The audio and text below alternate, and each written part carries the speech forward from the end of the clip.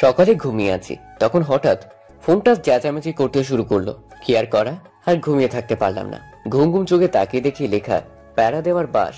দেখি প্রচন্ড রাগ উঠে গেল। শান্তি নেই মায়ের জন্য, সারাটা দিন জ্বালায়, এত জ্বালায় তবুও শান্তি হয় না। আরে আপনারা আবার অন্য কিছু মনে করবেন না, এটা হচ্ছে আমার চাচাতো বোন, নাম মায়া। এর জ্বালাতনের কারণে লিখে রাখছি প্যারা দেওয়ার বাস। সারাদিন জ্বালায়, যেখানে যাই সেখানে। এই জ্বালায় ওয়াশরুমে গিয়েও শান্তি নাই। এদিকে ফোনটা বেজেই যাচ্ছে, আর ধরলাম না। ফোনটা সাইলেন্ট করে রেখে আবার শুয়ে পড়লাম। কিছুক্ষণ পর আমার বোনটা এসে ধাক্কাতে লাগলো আর বলল, ভাইয়া, ওই ভাইয়া, জলদি ওঠ, কথা আছে। দূর হয়ে যা শয়তান, এখন চোখের সামনে থেকে একটু ঘুমাতে দে আমায়। এখন না শুনলে আম্মু ঝাড়ু নিয়ে আসবে, এই বলে দিলাম। যদি ঝাড়ুর বাড়ি খেতে না চাস তাহলে উঠে পড়। এটা শুনে তাড়াতাড়ি ঘুম মামা চলে গেল। আমি আম্মু একটু ভয় পাই বেশি, কিন্তু আব্বুর সাথে বন্ধুর মতো ফ্রি। তখন আমি বললাম, বল, উঠে পড়ছি। আম্মু বলছে তোকে নিচে যেতে, জলদি গিয়ে শুনে আয়। ঠিক আছে, এখনই যাচ্ছি। তারপর উঠে নিচে চলে গেলাম। গিয়ে দেখি আম্মু রান্নাঘরে। আমি সেখানে গিয়ে বললাম, আম্মু তুমি আমায় ডাকছো? ডাকছি মানে তোকে ঝাড়ু দিয়ে মারবো। তুই মায়া কল দিলে ধরিস না কেন? কি বলবো, এই জ্বালায় ফোন ধরতে মন চায় না, কিন্তু আম্মুর জন্য ধরতে হয়। যদি না ফোন ধরি তাহলে এমনি উল্টোপাল্টা বিচার দিয়ে দেয়। আর অবশেষে জাতীয় ঝাড়ুর বাড়ি আমার পিঠে পড়ে কারে বলবো এত কষ্টের কথা। আমার চুপ করে থাকা দেখে আম্মু বলল, কিরে কথা বলছিস না কেন? তুই মায়ার ফোন ধরিস না কেন? আম্মু আমি মায়ের ফোন সব সময় ধরি। মিথ্যা কথা বলছে তোমার কাছে। তুই ফোন যদি ধরিস তাহলে তোকে এখন কতগুলো কল দিয়েছি, তুই ধরলি না কেন? আমি ঘুমিয়েছিলাম, তাই তার ফোন শুনতে পাইনি। আচ্ছা ঠিক, যা, কিছু বললাম না আজ। আর তোকে মায়া বলেছে এখনই যেতে, কি কাজ আছে বললো, গিয়ে দেখ তো। কাজ না ছাই, শুধু শুধু নিয়ে যাবে শয়তান মাইয়া। কিরে জলদি যা, গিয়ে দেখে আয়। কি আর করা, তারপর চলে আসলাম বাহিরে। এসে দেখি সকাল 9টা বাজে। ওহো, আমার চাচার বাসা আমাদের বাসা থেকে একটু দূরেই, 10 মিনিট হাঁটলেই চলে যাওয়া যায়। চলুন যেতে যেতে পরিচয় দিয়ে ফেলি। আমার নাম নীরব আহমেদ। আমরা এক বোন এক ভাই। বোনটা আমার ছোট, আমি এবার ইন্টারে পড়ি, আর বোনটা নবম শ্রেণীতে পড়ে। আব্বু একটা সরকারি জব করে, আম্মু বাসায় থাকে। মধ্যবিত্ত আমরা সব মিলে হ্যাপি ফ্যামিলি। আর চাচা আমাদের চেয়ে অনেক বড় লোক, আর তার একটাই মেয়ে, নাম মায়া। আরেকটি ছেলে ছিল, জন্মের সময় মারা গেছে। তারপর মায়া এসেছে এই পৃথিবীতে। মায়া আমার থেকে 2 বছরের বড়। মায়া এখন অনার্সে পড়ে। ওহো, আপনাদের বলতে বলতে চলে এসেছি চাচার বাসায়। তখন কলিং বেল বাজালাম। কিছুক্ষণ পর চাচি এসে খুলে দিল। তখন আমি সালাম দিয়ে বললাম, কেমন আছো চাচি তুমি? ভালো আছি বাবা, তুই কেমন আছিস? আমিও খুব ভালো আছি। তা এত দেরি করে আসলি কেন? মায়া কখন থেকে কল দিচ্ছে, আর তোর ওপর যা রাগ করেছে সব আমার ওপর দেখিয়েছে। ঘুম থেকে উঠতে একটু লেট হলো। আর চাচা কোথায়? তোর চাচা মায়ার রাগ দেখে তাড়াতাড়ি চলে গেছে। জানিস তো কেমন রাগী মেয়ে, আর সব রাগ আমার ওপর দেখিয়েছে। জলদি যা, ওপরে গিয়ে রাগ ভাঙা। দেখ কিসের জন্য তোকে ডাকছে। ঠিক আছে, যাচ্ছি। তারপর উপরে গিয়ে দরজায় টোকা দিয়ে বললাম, ভাইয়া দরজাটা খোলো, আমি আসছি। ভেতর থেকে কোনো সারা শব্দ নেই। তখন আবার ডাকলাম, তাও কোনো শব্দ আসছে না। তখন আমি বললাম, ঠিক আছে, তাহলে আমি চলে গেলাম। এটা বলে পিছনে ফিরলাম। সাথে সাথে দরজা খুলে একটা টান দিয়ে রুমে নিয়ে দেয়ালের সাথে আমায় ধাক্কা দিয়ে জোরে গলা চেপে ধরলো, আর রাগী গলায় বলল, তোকে আমি কতগুলো কল দিয়েছি, তুই আমার কল রিসিভ করিস নাই কেন? এতটাই জোরে গলা চেপে ধরলো, কথা বলতে পারছি না, আর প্রচন্ড ব্যথা পাচ্ছিলাম। তখন মায়া আবার বলল, তোকে কতবার বলছি আমার সাথে সাথে ফোন রিসিভ করবি, তোকে যখনই বলবো আমার কাছে আসবি, তারপরও কেন আসিস না বল? কিছুই বলতে পারছি না। কিছুক্ষণ এমন করে গলা চেপে ধরে থাকলে বেঁচে থাকা অসম্ভব হয়ে যাবে। ঠিক তখন মায়ার আম্মু এসে মায়াকে ছাড়িয়ে বলল, কি করছিস তুই? ছেলেটা মরে যাবে, এমন করে কেউ গলা চেপে ধরে? আমায় ছেড়ে দেওয়ার পর কাশতে লাগলাম। আমি গলায় ধরে আস্তে আস্তে নিঃশ্বাস নিতে লাগলাম। তখন মায়া বলল, মেরে ফেলবো ওকে, কতবার বলেছি আমার কল রিসিভ করবি, যখন বলবো তখন আসবি, কিন্তু গতকাল রাত থেকে আমার কল রিসিভ করে না। গতকাল রাতে আদিবাকে বলেছি ওকে পাঠিয়ে দিতে, কিন্তু বলার পর তাও আসলো না। সকালে কল দিয়েছি, রিসিভ করলো না। ছেলেটার কি ঘুম নেই চোখে? যখনই বলবি তখনই আসতে হবে। রাতে ঘুমাচ্ছিল তাই হয়তো আসেনি। আর এত ফোন দেওয়ার কি হয়েছে? তুমি চুপ করো, তোমায় কথা বলতে বলছি, তুমি তোমার ঘরে যাও। এটা বলে মায়া তার আম্মুকে তার আম্মু রুমে পাঠিয়ে দিল আর দরজা আটকে সে খাটে বসে রইল। আমি দেওয়ালের সাথে মিশে চুপ করে দাঁড়িয়ে আছি। নিচের দিকে তাকিয়ে কিছু বলার নেই। আমি সত্যিই গতকাল রাত থেকে ফোন রিসিভ করিনি। আমায় রাতে আদিবা বলেছে আসছে, কিন্তু আমি ইচ্ছে করে আসিনি। কিছুক্ষণ এভাবে যাওয়ার পর মায়া আমার দিকে তাকিয়ে দেখে আমি নিচের দিকে তাকিয়ে আছি। তখন আমায় বলল, কিরে চুপ করেছিস কেন? আমি চুপ করে নিচের দিকে তাকিয়ে আছি। কিরে কথা বল, রাগ করেছিস? হ্যাঁ, এত কষ্ট দিয়ে বলে রাগ করছে কিনা, শয়তান মাইয়া। খুব ব্যথা পাইছিস গলায়? না, ব্যথা পাইনি। তখন মায়া দৌড়ে আমার সামনে এসে হাঁটু গেড়ে বসে পড়লো আর বলল, সরি, প্লিজ আমায় ক্ষমা করে দে। তুই তো জানিস আমার রাগ উঠলে নিজেকে কন্ট্রোল করতে পারি না।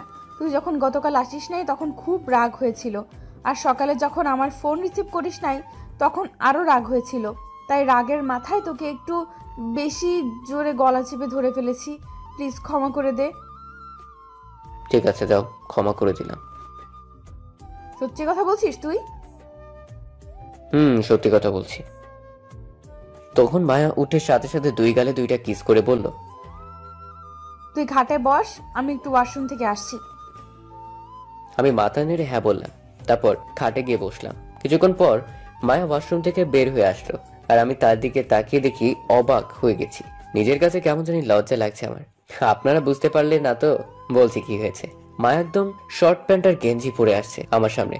তখন মায়া আমার আরো কাছে আসলো। আমি সাথে সাথে চোখ বন্ধ করে দিয়েছি আর বললাম, এগুলো কি পরে আসছো তুমি আমার সামনে? জলদি যাও, এগুলো চেঞ্জ করে আসো। কেন, আমায় কি ভালো লাগছে না? চোখ দুটো খুলে ভালো করে দেখ। না, আমি চোখ খুলবো না, তুমি যাও, এগুলো চেঞ্জ করে আসো। তুই চোখ না খুললে আমি তোর সাথে অন্য কিছু করব। জলদি চোখ দুটো খুল। কি করবো আর, বিপদে পড়ে চোখ খুললাম আর অবাক হয়ে তাকিয়ে আছি। তখন মায়া বলল, কিরে এমন করে কি দেখছিস? আচ্ছা আমায় কেমন লাগছে এখন? খুব সুন্দর লাগছে। শুধু সুন্দর লাগছে, আর কিছু বলবি না? আচ্ছা, তুমি এগুলো আমার সামনে পরে আসলে কেন? তোর সামনে পড়ে আসবো না তো কার সামনে পড়ে আসবো? তুই তো দেখবি। মানে কি বলছো তুমি? কিছু না, গতকাল কিনে নিয়ে আসছি, তাই তোকে প্রথম পরে দেখালাম, কেমন লাগলো? খুব বাজে, এগুলো আর কখনো পরবে না। আজ পরেছো, এতটুকুই থাক। তাহলে কি এটা ফেলে দিব? এগুলো না পরে লং 3 পিস পরবে বাসায়, আর বাহিরে বোরকা পরে বের হবে। আচ্ছা ঠিক আছে। তাহলে আমি চলে যাই, এখন কলেজে যেতে হবে। আর কিছুক্ষণ থাক, তুই কাছে থাকলে আমার খুব ভালো লাগে।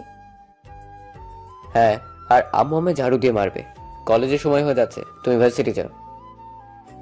ঠিক আছে যা তাহলে, আর দুপুরে আমার সাথে দেখা করবি কল দিলে। আচ্ছা, পরে দেখা যাবে। তারপর আমি চলে আসতে যাব, তখন মায়া আমার হাতে ধরে এক টানে তার কাছে নিয়ে আসলো আর বলল, কি করেছে তোকে যেতে দেই, মন চাইছে না যে। এটা বলেই দুই গালে দুটি কিস করলো। তখন আমি বললাম, এটা কি করলে তুমি? এগুলো ঠিক হচ্ছে না। আমরা কিন্তু বলতে গেলে ভাই বোন, আমরা অনেক বড় হয়েছি, মানুষ দেখলে খারাপ ভাবতে পারে। কিসের ভাই বোন?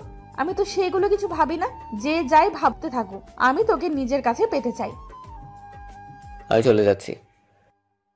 তখন মায়া বলল, মায়া চলে যেতে তখন আমি নিচে বসলাম।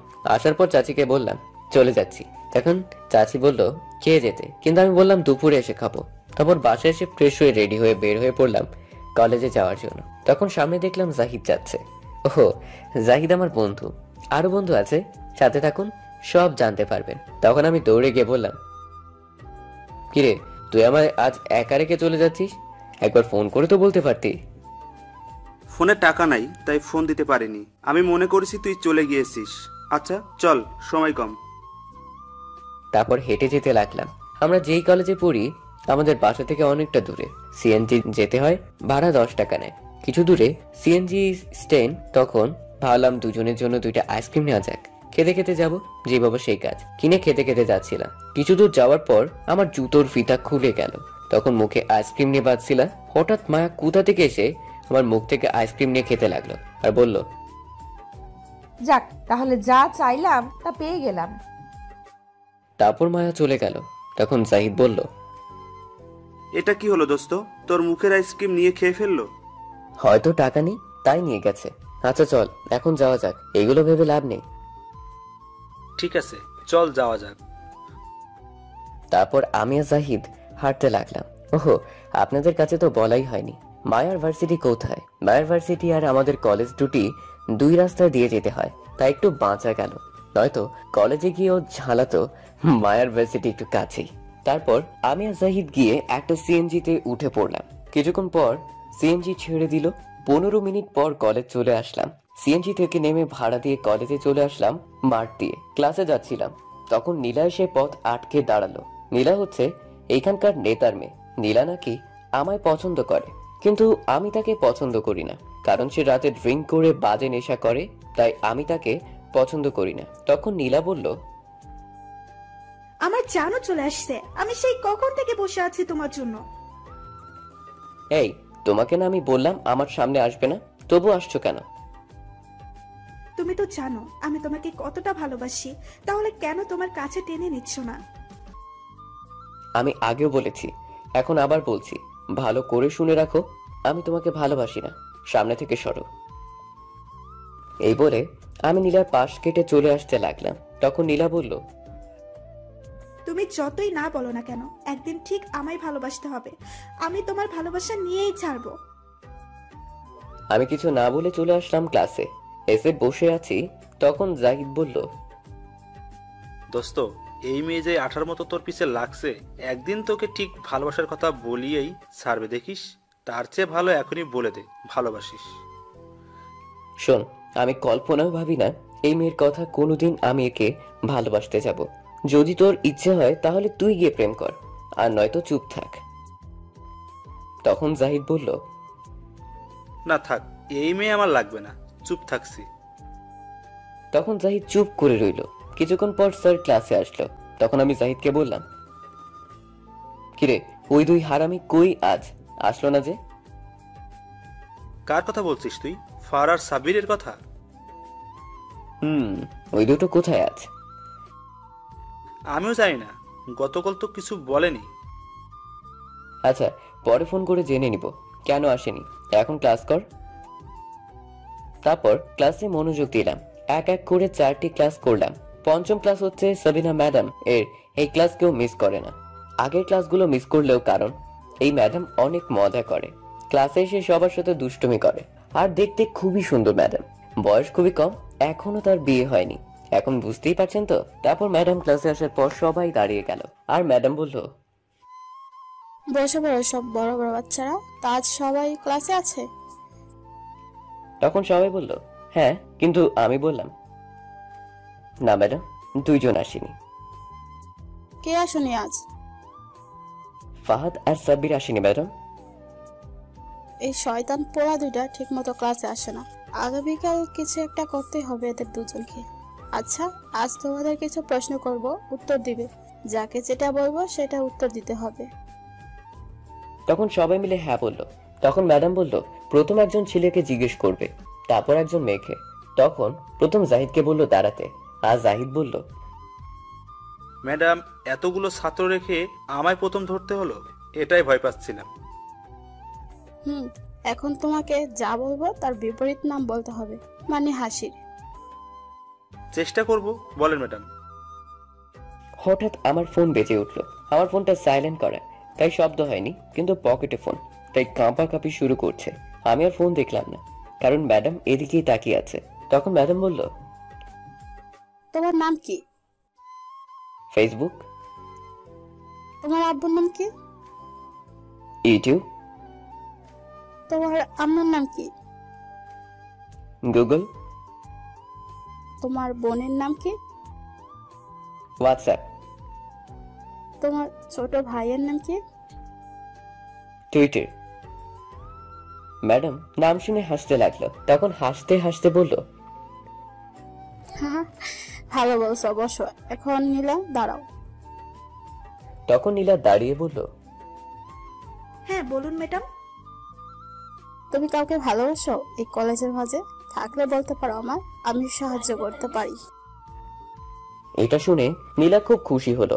তখন নীলা কিছু বলতে যাবে তার আগে কেউ ম্যাডামকে ডাকলো। ক্লাসের বাহির থেকে কণ্ঠটা মেয়ের। তখন সবাই তাকিয়ে দেখলো একটা মেয়ে। আমায় তাকিয়ে দেখি মায়া অবাক হয়ে গেছি। তাকে দেখে তখন ম্যাডাম বলল, তুমি এই ক্লাসে? না, আমি এই ক্লাসের না। তাহলে তুমি কোন ক্লাসের? আমি অনার্সের ছাত্রী। ম্যাডাম অবাক হয়ে বলল, তাহলে তুমি এই কলেজে কি করছো ভার্সিটি রেখে? তখন মায়া ভিতরে এসে ম্যাডামের কাছে একটা লাঠি ছিল, সেটা নিয়ে আমার কাছে এসে মায়া আমার 2টা বাড়ি দিয়ে বলল, এই শয়তানটার জন্য আসছি। কতগুলো কল দিয়েছি তবুও রিসিভ করে না। আজ একে মেরেই ফেলবো আমি। এই বলে আমায় মারতে লাগলো মায়া। তখন ম্যাডাম এসে মায়ের হাত থেকে লাঠি নিয়ে বলল, থামো বলছি। তুমি কি দেখছো না ও এখনো ক্লাসে আছে? না, আমি দেখি না। না দেখলে এখন দেখে নাও। আর ক্লাসে থাকলে তাহলে ফোনটা রিসিভ করবে কি করে শুনি? আর তুমি বা কেন কল দিবে? তুমি কি জানো না এখন ক্লাসের টাইম? আমি এত কিছু জানতে চাই না। কোথায় আছে না আছে, আমার ফোন রিসিভ করেনি কেন? এই বলে আমায় আবার ঘুষি মারতে লাগলো। শয়তানটার জ্বালায় এখন ক্লাসেও শান্তি নেই। তখন ম্যাডাম বলল, তোমরা দুজন ক্লাসের বাইরে গিয়ে মারামারি করো, কিন্তু এই ক্লাসে না। যাও, ক্লাস থেকে বের হও। তখন মায়া রেগে আমার ব্যাগ নিয়ে বাহিরে চলে গেল। আমি আর কি করব, আস্তে আস্তে বের হয়ে যেতে লাগলাম। তখন ম্যাডাম আমায় বলল, শোনো, নেক্সট টাইম ক্লাসে ফোন নিয়ে আসবা না, মনে থাকে যেন কথাটা। আমি মাথা নেড়ে হ্যাঁ বললাম। তখন ম্যাডাম আবার বলল, এটা কি তোমার গার্লফ্রেন্ড? আমি কিছু বলবো তখন একটু নীলার দিকে তাকিয়ে দেখি নীলা রেগে অ্যাটম বোম হয়ে গেছে। তখন আমি মনে মনে বললাম, এখন মায়া তো নেই, থাক আর চাচাতো বোন বলবো না। হ্যাঁ বলেই দিই, অন্তত পক্ষে নীলা তো পিছু ছাড়াবে। আমি চুপ করে আছি বলে তখন ম্যাডাম আবার বলল, কি হলো বলো? লজ্জা না পেয়ে সত্যি কথা বলে ফেলো। তখন আমি ম্যাডামকে উদ্দেশ্য করে বললাম, ম্যাডাম আমার গার্লফ্রেন্ড। আমিও বুঝতে পারছি অনেক রাগী মেয়ে, আর দেখে যা বুঝতে পারছি তোমাকে অনেক ভালোবাসি। ম্যাডাম এখন যাই আমি এই বলে ক্লাসের বাইরে চলে আসলাম। এসে দেখি মায়া কলেজ থেকে বের হয়ে যাচ্ছে। তখন আমি দৌড়ে মায়ের কাছে গিয়ে কিছু বলতে যাব, তখন মায়া আমায় আমার ব্যাগ দিয়ে মারতে লাগলো আর বলল, তোকে কতদিন বললাম আমার ফোন সাথে সাথে রিসিভ করবি, তবুও কেন রিসিভ করিস না? তখন আমি মায়াকে বললাম, তুমি ভার্সিটি রেখে কলেজ আসলে কেন, এটা আগে বলো। এখনো তোমার ক্লাস টাইম? আগে তুই বল আমার ফোন কেন রিসিভ করিসনি? যা বাবা, ক্লাসে কি করে ফোন রিসিভ করব? তুমি কি জানো না ক্লাসে ফোন নিয়ে যাওয়া নিষেধ? সেখানে কি করে কথা বলবো?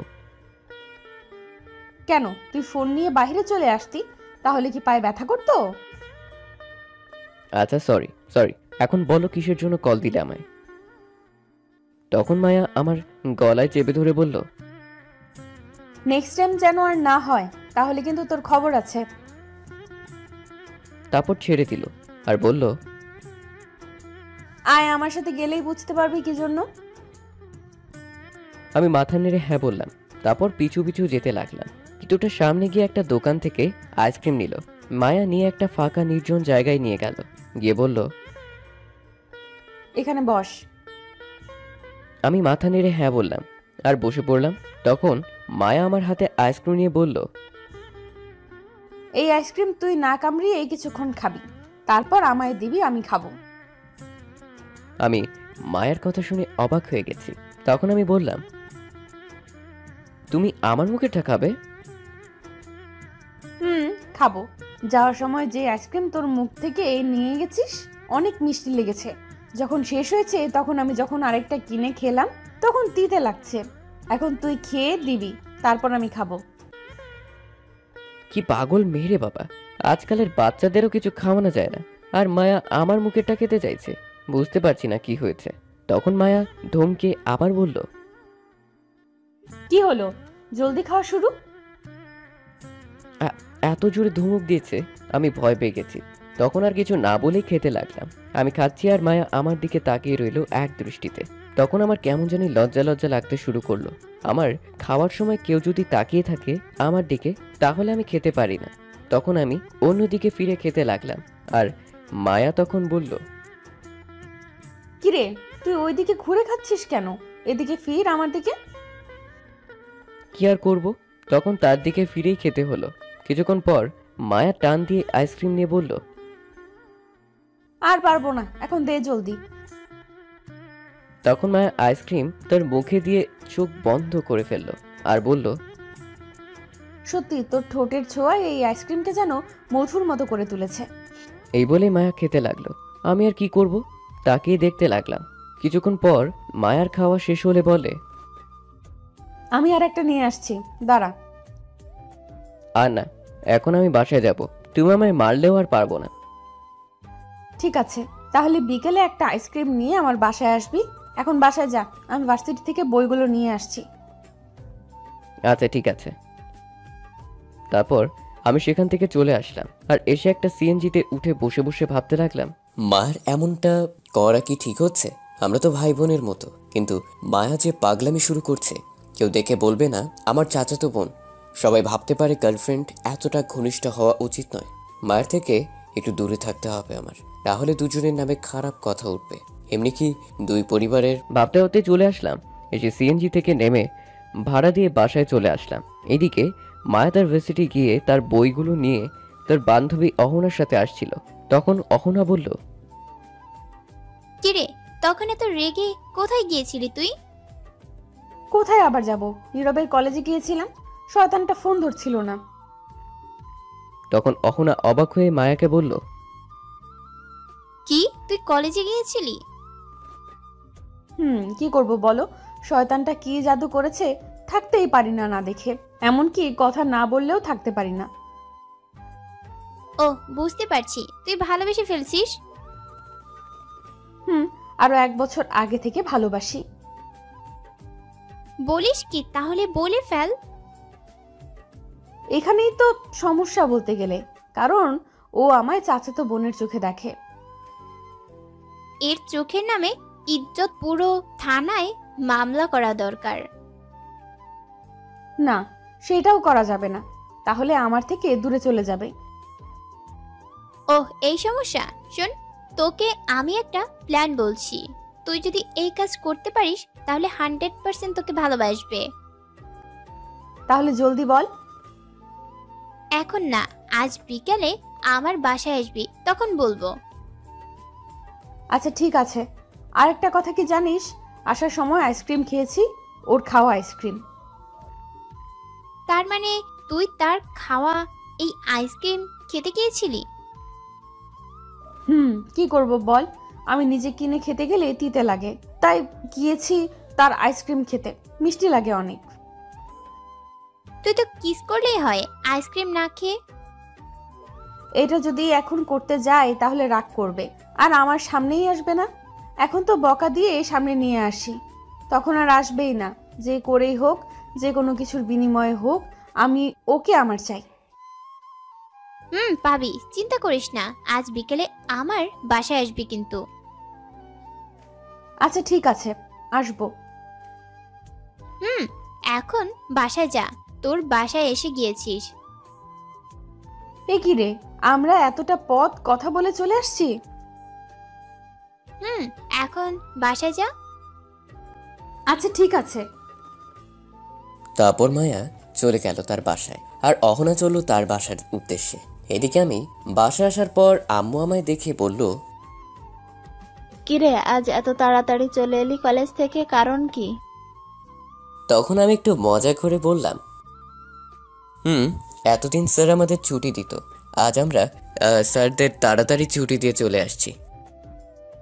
তখন আম্মু একটু রাগী গলায় বলল, বুঝতে পারছি, ঝাড়ু নিয়ে আসা লাগবে। তখন আমি করুণ গলায় বললাম, কথায় কথায় এই জাতীয় ঝাড়ুর কথাটা বলো কেন? জানো ভয় লাগে, তবুও বলো। হয়েছে, এখন বল কি জন্য এত তাড়াতাড়ি চলে এলি কলেজ থেকে? তোমার জন্য দেখছি তাড়াতাড়ি বাসায়ও ফেরা যাবে না। আজ একটু তাড়াতাড়ি ছুটি দিয়েছে কলেজ থেকে। আচ্ছা ঠিক আছে, যা। আদিবা আসছে আম্মু? রুমে আছে। তারপর আমি আমার রুমে চলে আসলাম। এসেই ফ্রেশ হয়ে কিছুক্ষণ বসে রইলাম। আরও কিছুক্ষণ যাওয়ার পর বোন এসে খাবার খাওয়ার জন্য ডেকে গেল। তারপর আমি গিয়ে খাবার খেয়ে নিলাম।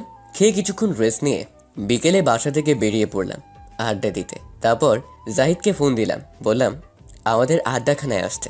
আমি গিয়ে বসে রইলাম। তার কিছুক্ষণ পর জাহিদ আসলো। এসেই বলল, তুই কখন আসলি? আসছি আরো অনেকক্ষণ আগে। এখনই 2 হারামিকে কল দিয়ে বল আসতে। আচ্ছা, সে না হয় দিচ্ছি, তার আগে তুই একটা কথা বল। বল, কি বলবো? শালা, তুই মায়ের সাথে প্রেম করিস আর আমি জানি না? আরে থাম, মারিস না। তুই ওটা সত্যি ভেবে নিয়েছিস? তো বিশ্বাস না করার কি হলো? তুই নিজেই তো বললি মায়া তোর গার্লফ্রেন্ড। আরে তখন এটা বলেছি যাতে নীলা আমার পিছু ছাড়ে। আর মায়া আমার গার্লফ্রেন্ড হতে যাবে কেন? মায়া আমার চাচাতো বোন, আমি বোনের মতো দেখি। দেখিস আবার বইয়ের মতো দেখিস না যেন। যে যুগ আসছে মামাতো বোনকে বিয়ে করছে, আর এখানে তো চাচাতো বোন কিছুই না। চুপ কর তো। আমি মায়াকে বোনের মতো দেখি, এগুলো কিছুই না, বুঝতে পারছিস? বুঝতে পারছি। আমি তো সত্যি মনে করেছি। তুই তো জানিস নীলা কেমন মেয়ে, আর আমি নীলাকে পছন্দ করি না।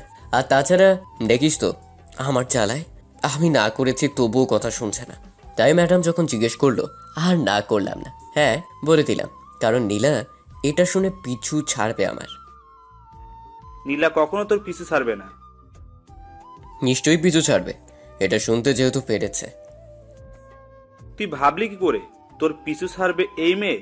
তুই জানিস কি হয়েছে তুই আসার পর? কেন, কি হয়েছে? তুই যখন এটা বলে ক্লাস থেকে চলে আসছিস, তখন নীলা তার সমস্ত বই ছুঁড়ে ফেলে দেয় আর চিৎকার করে কি বলছে জানিস? তুই শুধু নীলার আর কারো না। নীলা যদি তোকে না পায় তাহলে সে তোকে কারো হতে দিবে না, এমনকি তোর আশেপাশে যে থাকবে তার জীবন কেড়ে নেবে, আর মায়াকে সে ছাড়বে না। এটা বলে কান্না করতে করতে চলে যায়। বাবা, এই মেয়ে দেখি আরো ডেঞ্জারাস। এখন কি করবি বল? চিন্তা নেই, মায়াকে কিছু করতে পারবে না। মায়ের সামনে গেলে মায়ের চুল কেটে দিবে। তার মামা হচ্ছে সেনাবাহিনীর মেজর। নীলার বাবার আর কতটুকু পাওয়ার। আরে আমি মায়ের কথা বলছি না, আমি তোর কথা বলছি। তোকে যদি উঠিয়ে নিয়ে যাই? আরে না, কিচ্ছু হবে না, দেখিস। দেখা যাবে।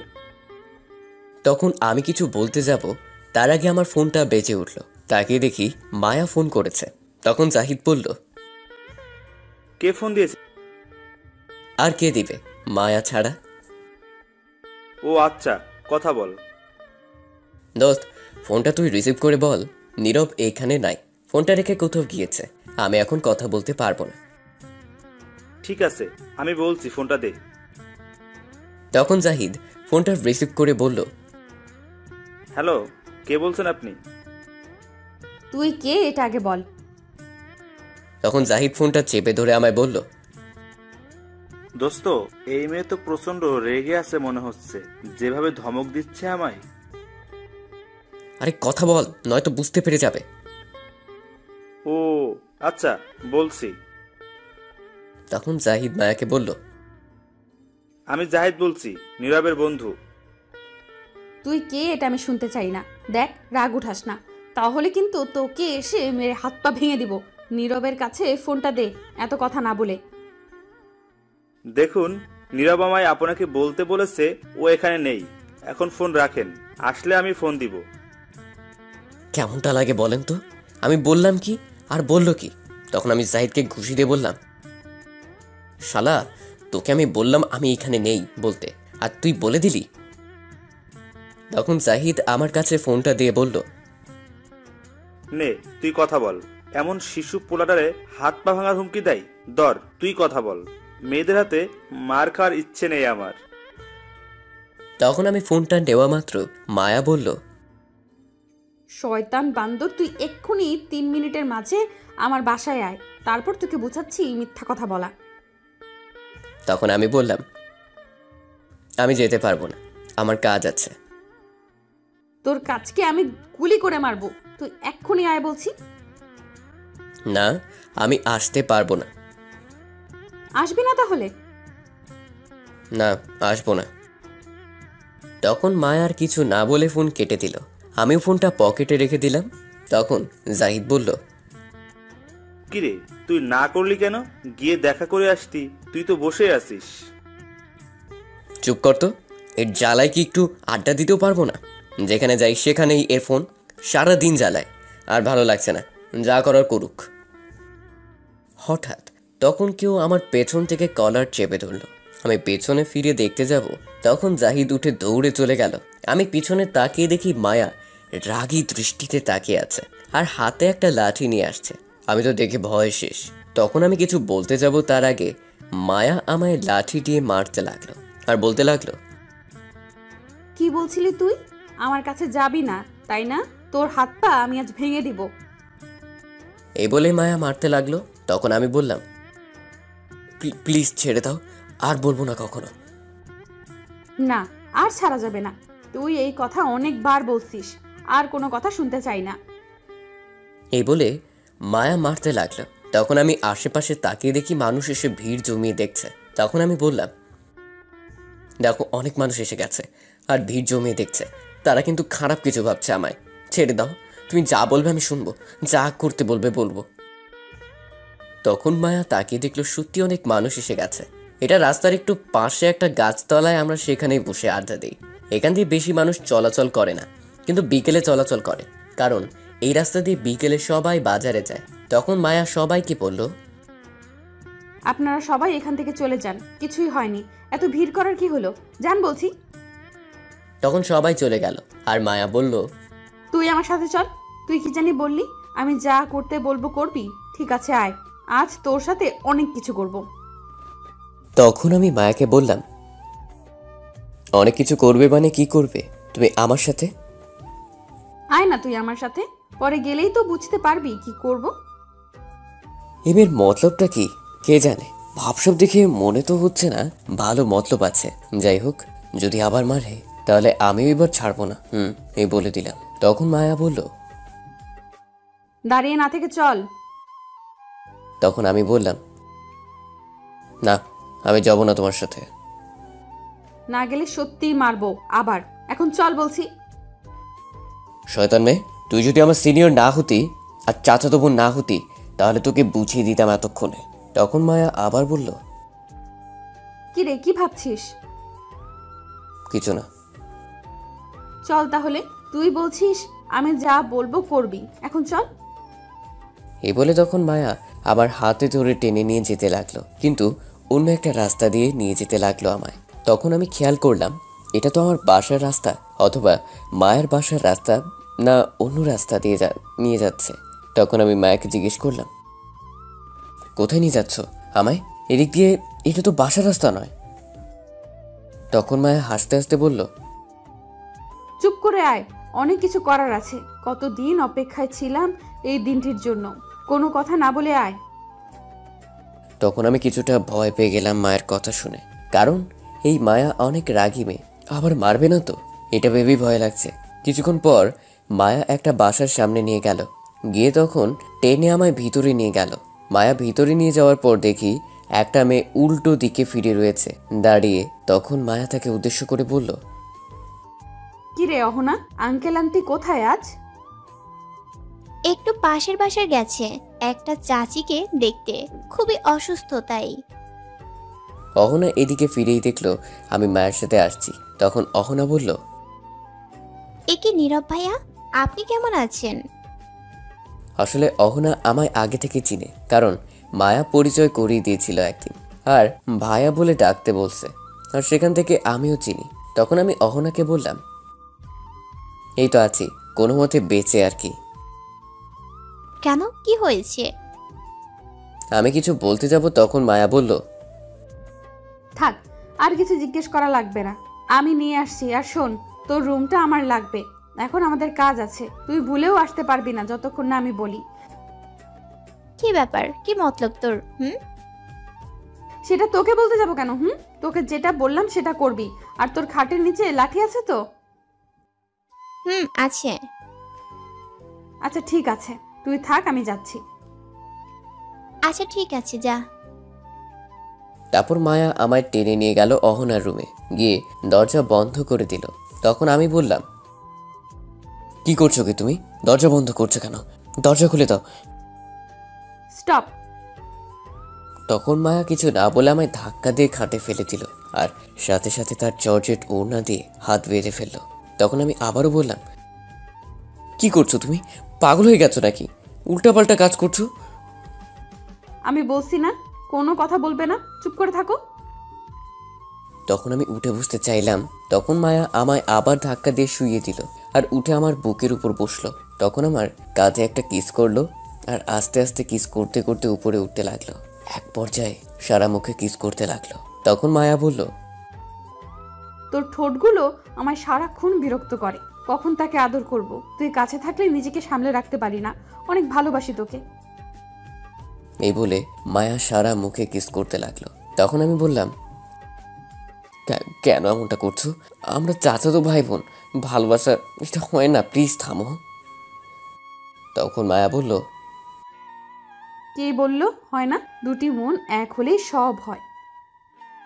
না হয় না, প্লিজ ছাড়ো আমায়, সবাই খারাপ ভাববে, আর আমি এটা চাই না, আর সমাজের মানুষ খারাপ ভাববে, প্লিজ থামো, এগুলো করো না। কেউ কিচ্ছু ভাববে না। আমাদের ক্লাসের ফারিয়া তার চাচাতো ভাইয়ের সাথে প্রেম করছে, আর আমার বান্ধবীর তার মামাতো ভাইকে বিয়ে করেছে। তারা যদি প্রেম করতে পারে, বিয়ে করতে পারে, তাহলে আমরা করলে সমস্যা কোথায়? প্লিজ আজ বাধা দিস না আমায়, আদর করতে দে। 1 বছর ধরে তোকে ভালোবাসি, কিন্তু বলতে পারছি না, আমি আর পারছি না আমি নিজেকে সামলে রাখতে। প্লিজ আমায় একটু আদর করতে দে। তারা যা খুশি করুক, তা আমার দেখা দরকার নেই, আমাদের মাঝে এই সম্পর্ক হবে না। প্লিজ আমায় ফিরিয়ে দিস না, তুই চাইলেই হবে, আমি তোকে অনেক ভালোবাসি। কিন্তু আমি ভালোবাসি না, আমি তোমাকে বোনের মতো দেখি, প্লিজ ছাড়ো। কেন বুঝতে পারছিস না? আমি তোকে অনেক ভালোবাসি, তুই আমায় বোনের মতো ভাবিস, কিন্তু আমি তেমন কিছুই ভাবি না। আমি তোকে ছাড়া থাকতে পারবো না, অনেক ভালোবাসি। দেখো, আমার কিন্তু এখন রাগ উঠে যাচ্ছে, ছাড়ো বলছি, আমি তোমাকে ভালোবাসি না, সরো আমার উপর থেকে। তখন মায়া শক্ত করে জড়িয়ে ধরে কান্না করতে করতে বলল, প্লিজ তোর মনে আমায় একটু জায়গা দে, আমার কিচ্ছু লাগবে না, শুধু তুই হলেই হবে। অনেক ভালোবাসি তোকে, আমি পারবো না থাকতে তোকে ছাড়া। দেখো, আমি তোমাকে আবারও বলছি, আমি তোমাকে ভালোবাসি না, বোন হিসেবে ভালোবাসি, আর কিছুই না, সরো এখন। না আমি সরবো না।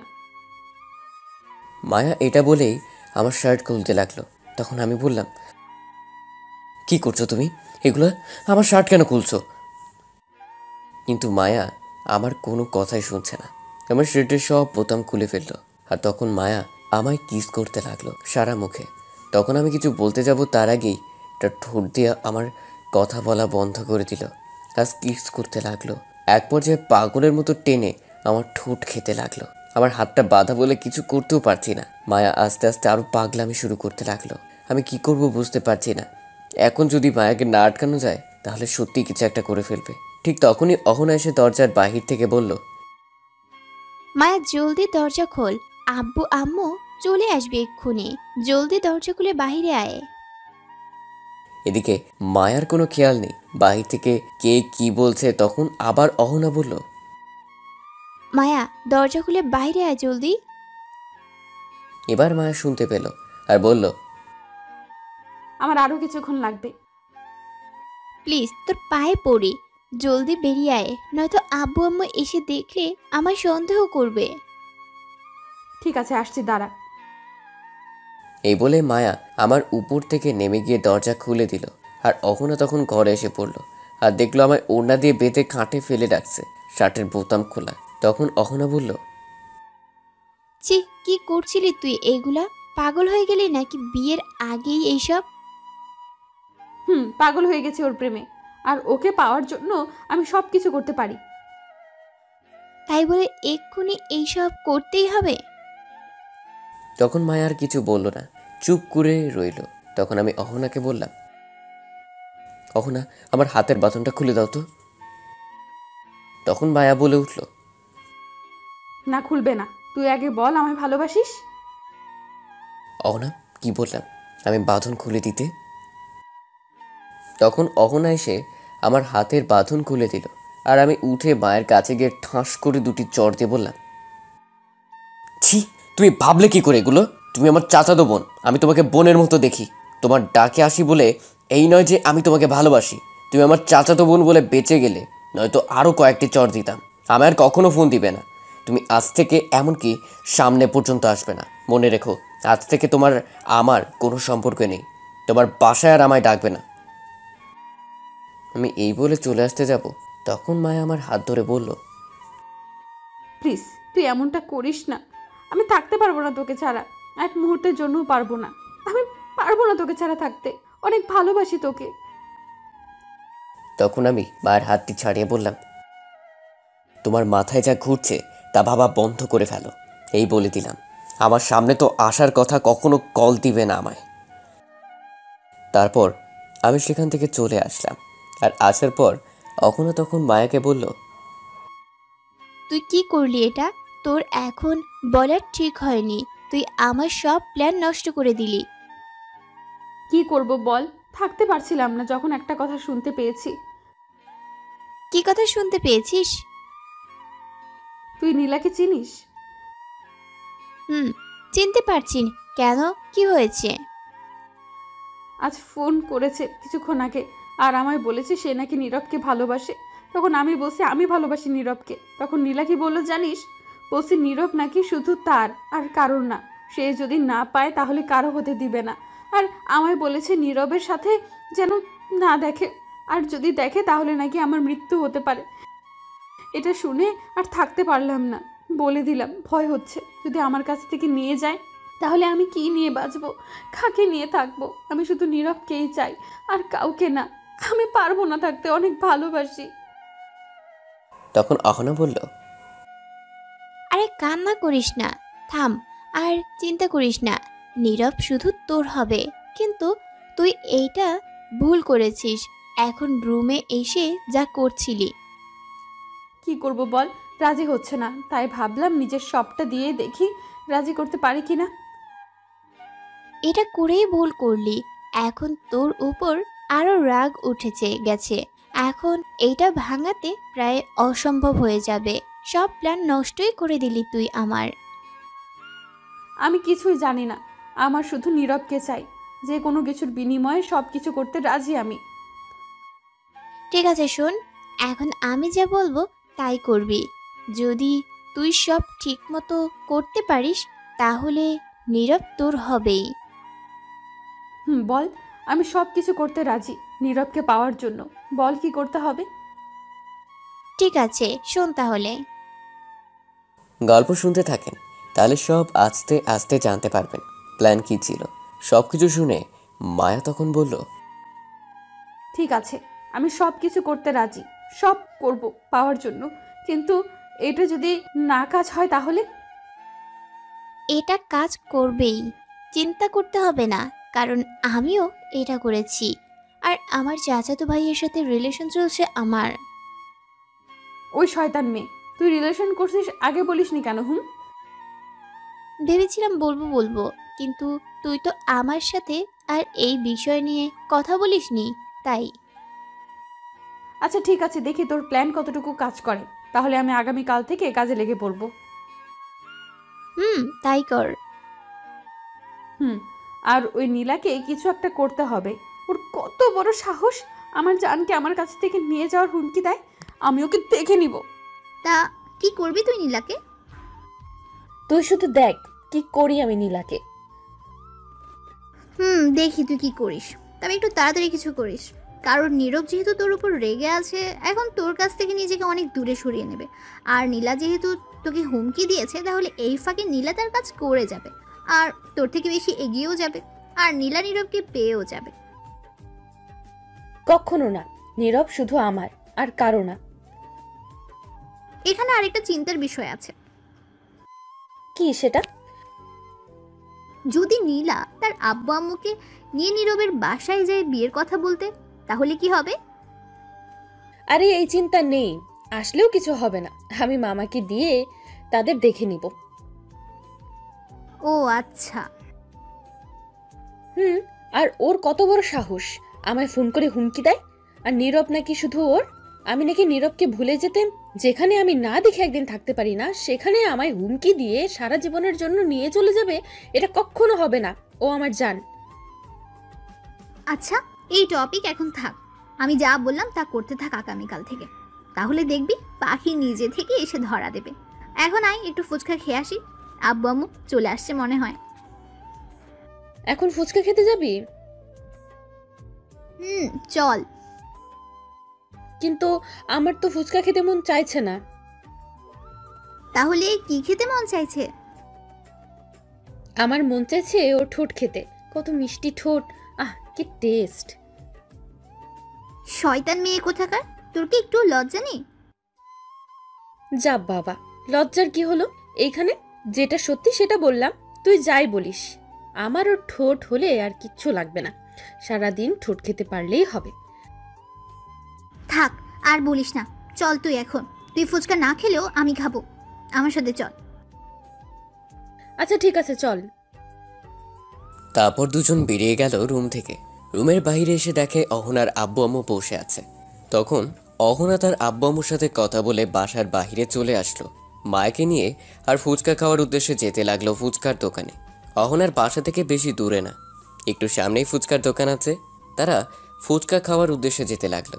এদিকে আমি অহনাদের বাসা থেকে বেরিয়ে আমার বাসায় যেতে লাগলাম, আর মনে মনে ভাবতে লাগলাম, ছি, মায়া আমার সাথে এমনটা করবে আমি ভাবতেও পারিনি। আমরা তো ভাই বোনের মতো, তাহলে কেন এমনটা করছে মায়া? যেটা ভয় পাচ্ছিলাম সেটাই হলো। আম্মা আব্বু যদি জানতে পারে চাচাতো বোনের সাথে এরকম সম্পর্কে জড়ানো হচ্ছিল, তাহলে আমার উপর রাগ ঝাড়বে, আর সবাই জানার পর মান সম্মান সব শেষ হয়ে যাবে, আর সবশেষে দুই পরিবারের সম্পর্ক নষ্ট হয়ে যাবে। আর আমি কখনো পারবো না এমনটা করতে। আজ থেকে আর মায়ের বাড়িতে যাব না, এমনি গিয়ে তার মুখটাও দেখবো না। এই বলে বাসায় চলে আসছিলাম, তখনই ফোনটা বেজে উঠলো। তাকে দেখি অপরিচিত নাম্বার। তখন ফোন রিসিভ করার পর সালাম দিলাম। ওপাশ থেকে সালামের উত্তর নিয়ে বলল, কেমন আছো আমার মিষ্টি বর? তখন আমি রাগী গলায় বললাম, ফাজলামো রেখে বলেন কে আপনি, নয়তো ফোন কেটে দিলাম। আরে এত রাগ করো কেন তুমি? আমি নীলা। ও আচ্ছা, তাহলে তুমি। আর আমায় কেন ফোন দিলেন এখন? আমি ফোন দিব না তো কে দিবে?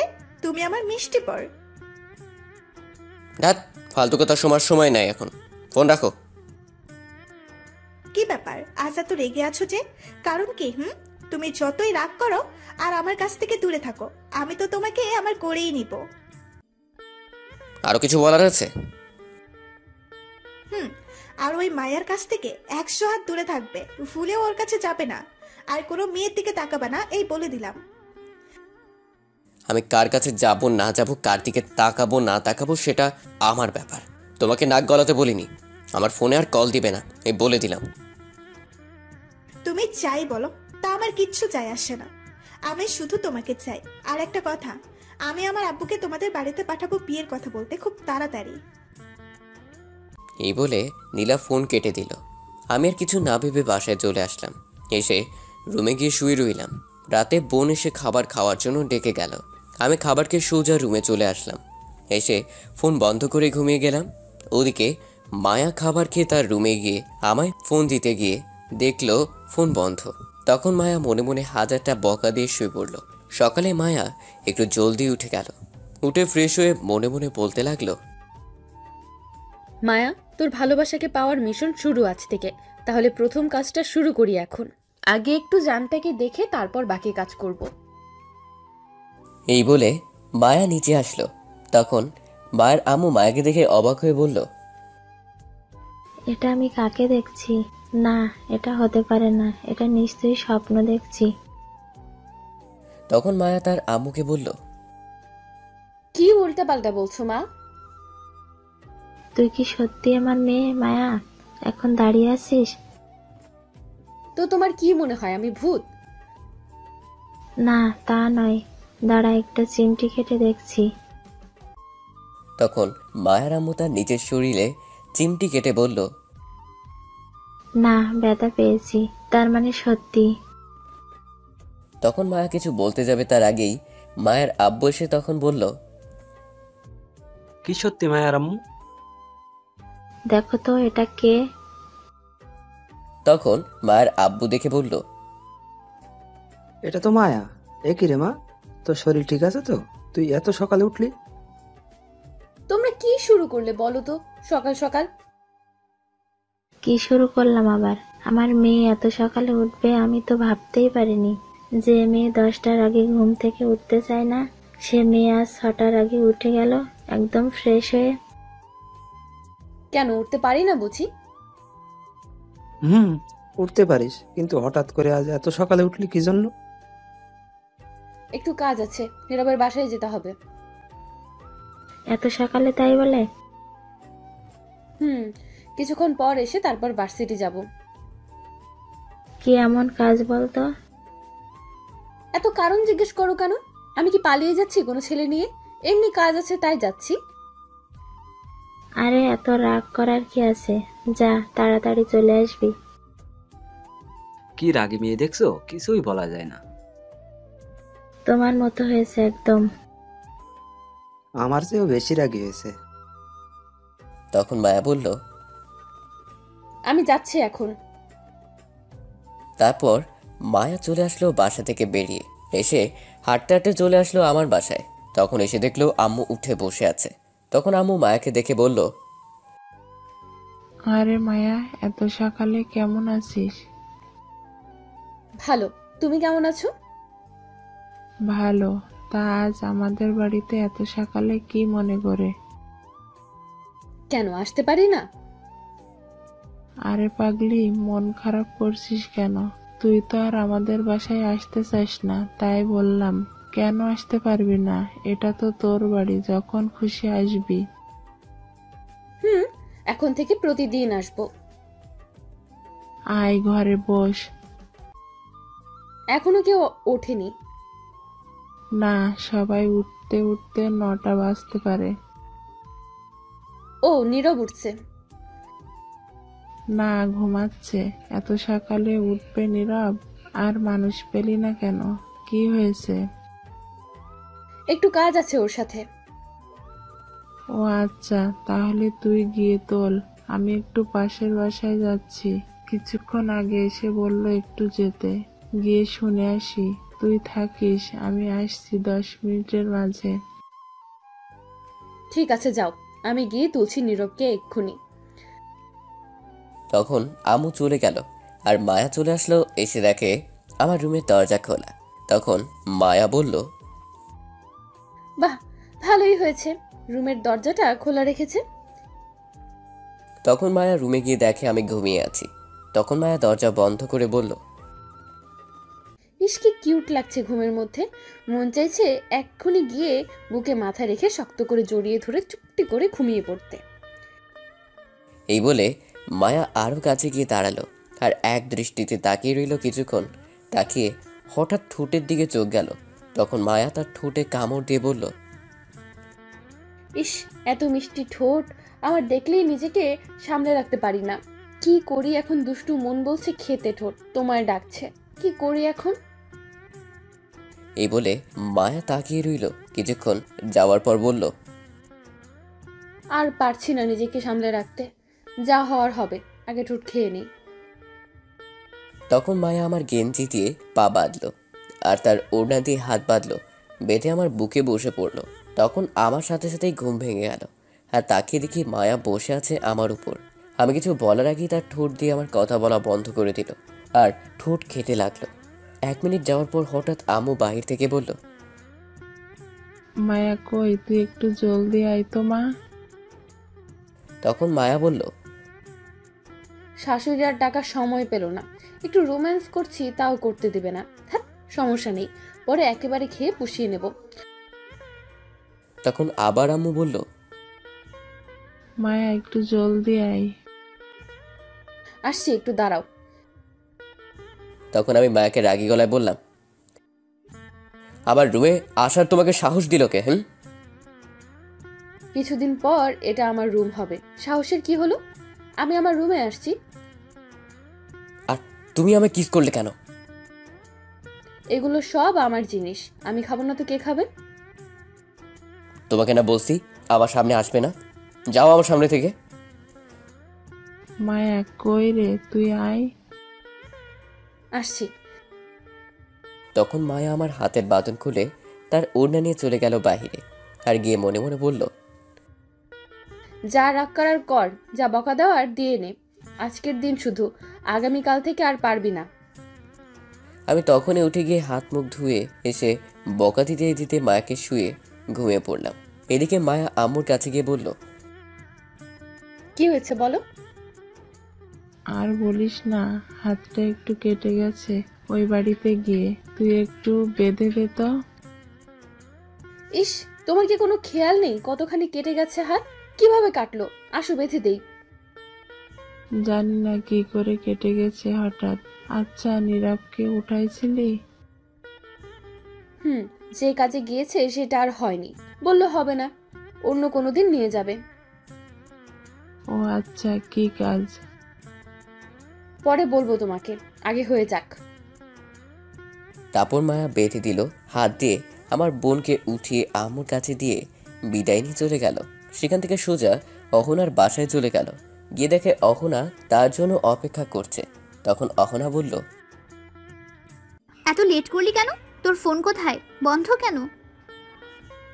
আমার ফোন ভুলে বাসায় রেখে আসছি, আর আসার সময় জানটাকে দেখে আসছি, তাই লেট হলো। তুই আবার ওইখানে গেলি কেন? একটু ঠোঁটে কিস করতে গেছিলাম, গিয়ে কিস করে আসছি। হাই রে পাগলি মাইয়া, বিয়ের পর সারা দিন কিস করিস, এখন চল।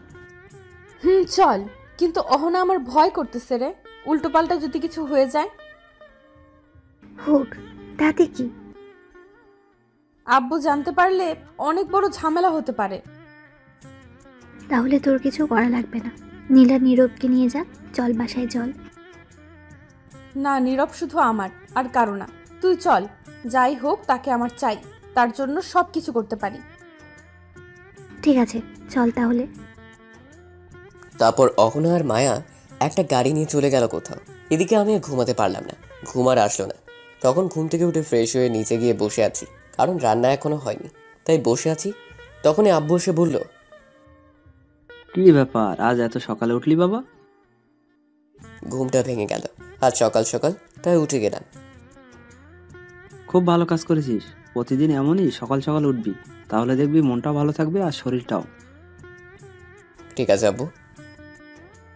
তখনই আম্মু এসে বলল, আর জ্ঞান দেওয়ার লোক পেলে না? তোমার ছেলে উঠবে এত সকালে ঘুম থেকে, আর মানুষ খুঁজে পেলে না? মায়া এসে ঘুম ভাঙিয়ে গেছে আজ, তাই এত সকালে উঠেছে। বলো কি, মায়াও আসছিল? কখন আসছিল? তোমরা ঘুম থেকে ওঠার আগে আসছিল, চলে গেছে আবার। ও আচ্ছা। তখন আমি বললাম, আম্মু তুমি এখানে তাহলে রান্না করছে কে? আজ আদিবা রান্না করছে। আমি তো আম্মুর কথা শুনে অবাক হয়ে গেছি। কি, আদিবা রান্না করছে? তখন আব্বু অবাক হয়ে বলল, আদিবা রান্না করেছে আজ? আজ আদিবা রান্না করছে। তুমি যে রান্না করতে পাঠিয়েছো আদিবাকে, ও রান্না করতে গিয়েছে কোনোদিন এই রান্নার বিষয়ে কিছু জানে? তুমি আগে শিখাইছো? আদিবা রান্নাঘরে আসলে তো শেখাবো, কোনো দিন আসতেই নাই যে শেখাবো। তুই তো প্রতিদিন বলিস আম্মুর হাতে রান্না করা ছাড়া খাবো না, তাই তো আদিবা আসে নাই। তাহলে আজ রান্না করতে পাঠালে কেন? আমায় বকা দিয়ে তাড়িয়ে দিছে, ওর কাছেও থাকতে দিল না, বললো ও রান্না করবে, কি করব আমি বল? আজ নিশ্চয়ই পেটে 17 বাজাবে, আমি খাবো না আজ। আমার তো সুগার বেড়ে গেছে, তাই সকালে খেতে পারবো না, আমি অফিস চলে যাব। এইগুলো আবার আদিবা দাঁড়িয়ে দাঁড়িয়ে শুনছিল, আর রেগে অ্যাটম বোম হয়ে গেছে। কখন যে সে দাঁড়িয়েছিল কে জানে। তখন আদিবা বলল, কে খাবে না আমার রান্না করার খাবার? আমি এত কষ্ট করে রান্না করেছি, কোথায় উৎসাহ দেবে তা না করে আগেই না করে চলে যাচ্ছে। কেউ না খেয়ে গেলে মেরে বালি চাপা দিব। চুপচাপ বসে থাকো, কিছুক্ষণের মাঝেই রান্না শেষ হয়ে যাবে। আমি খাবার নিয়ে আসছি, খেয়ে যাবে। আমার লক্ষ্মী বোন, শোন না। আর একটা কথা বললে লাঠি নিয়ে আসবো কিন্তু, এই বলে দিলাম। ঠিক আছে, তুই রান্না কর, সবাই খাবো। আমার লক্ষ্মী মেয়ে আজ রান্না করছে, সবাই খাবো, তুই নিয়ে আয়। ঠিক আছে আম্মু, আমি যাচ্ছি। এই বলে চলে গেল আদিবা। তখন আমি বললাম, কি খাওয়াবে কে জানে আজ। কি আর খাওয়াবে, যেগুলো জীবনেও আর না খেয়েছি সেগুলো। তোমরা দুজনে কি শুরু করলে বলো তো? মেয়েটা এত কষ্ট করে রান্না করছে আর তোমরা বসে অপমান করছো। আরে না, অপমান করবো কেন? আমরা খাবো বলছি তো। এত কষ্ট করে রান্না করেছে, আমরা কি না খেয়ে থাকতে পারি? কি রে বল? আব্বু, এত কষ্ট করে আমার বোন রান্না করছে, খাবো।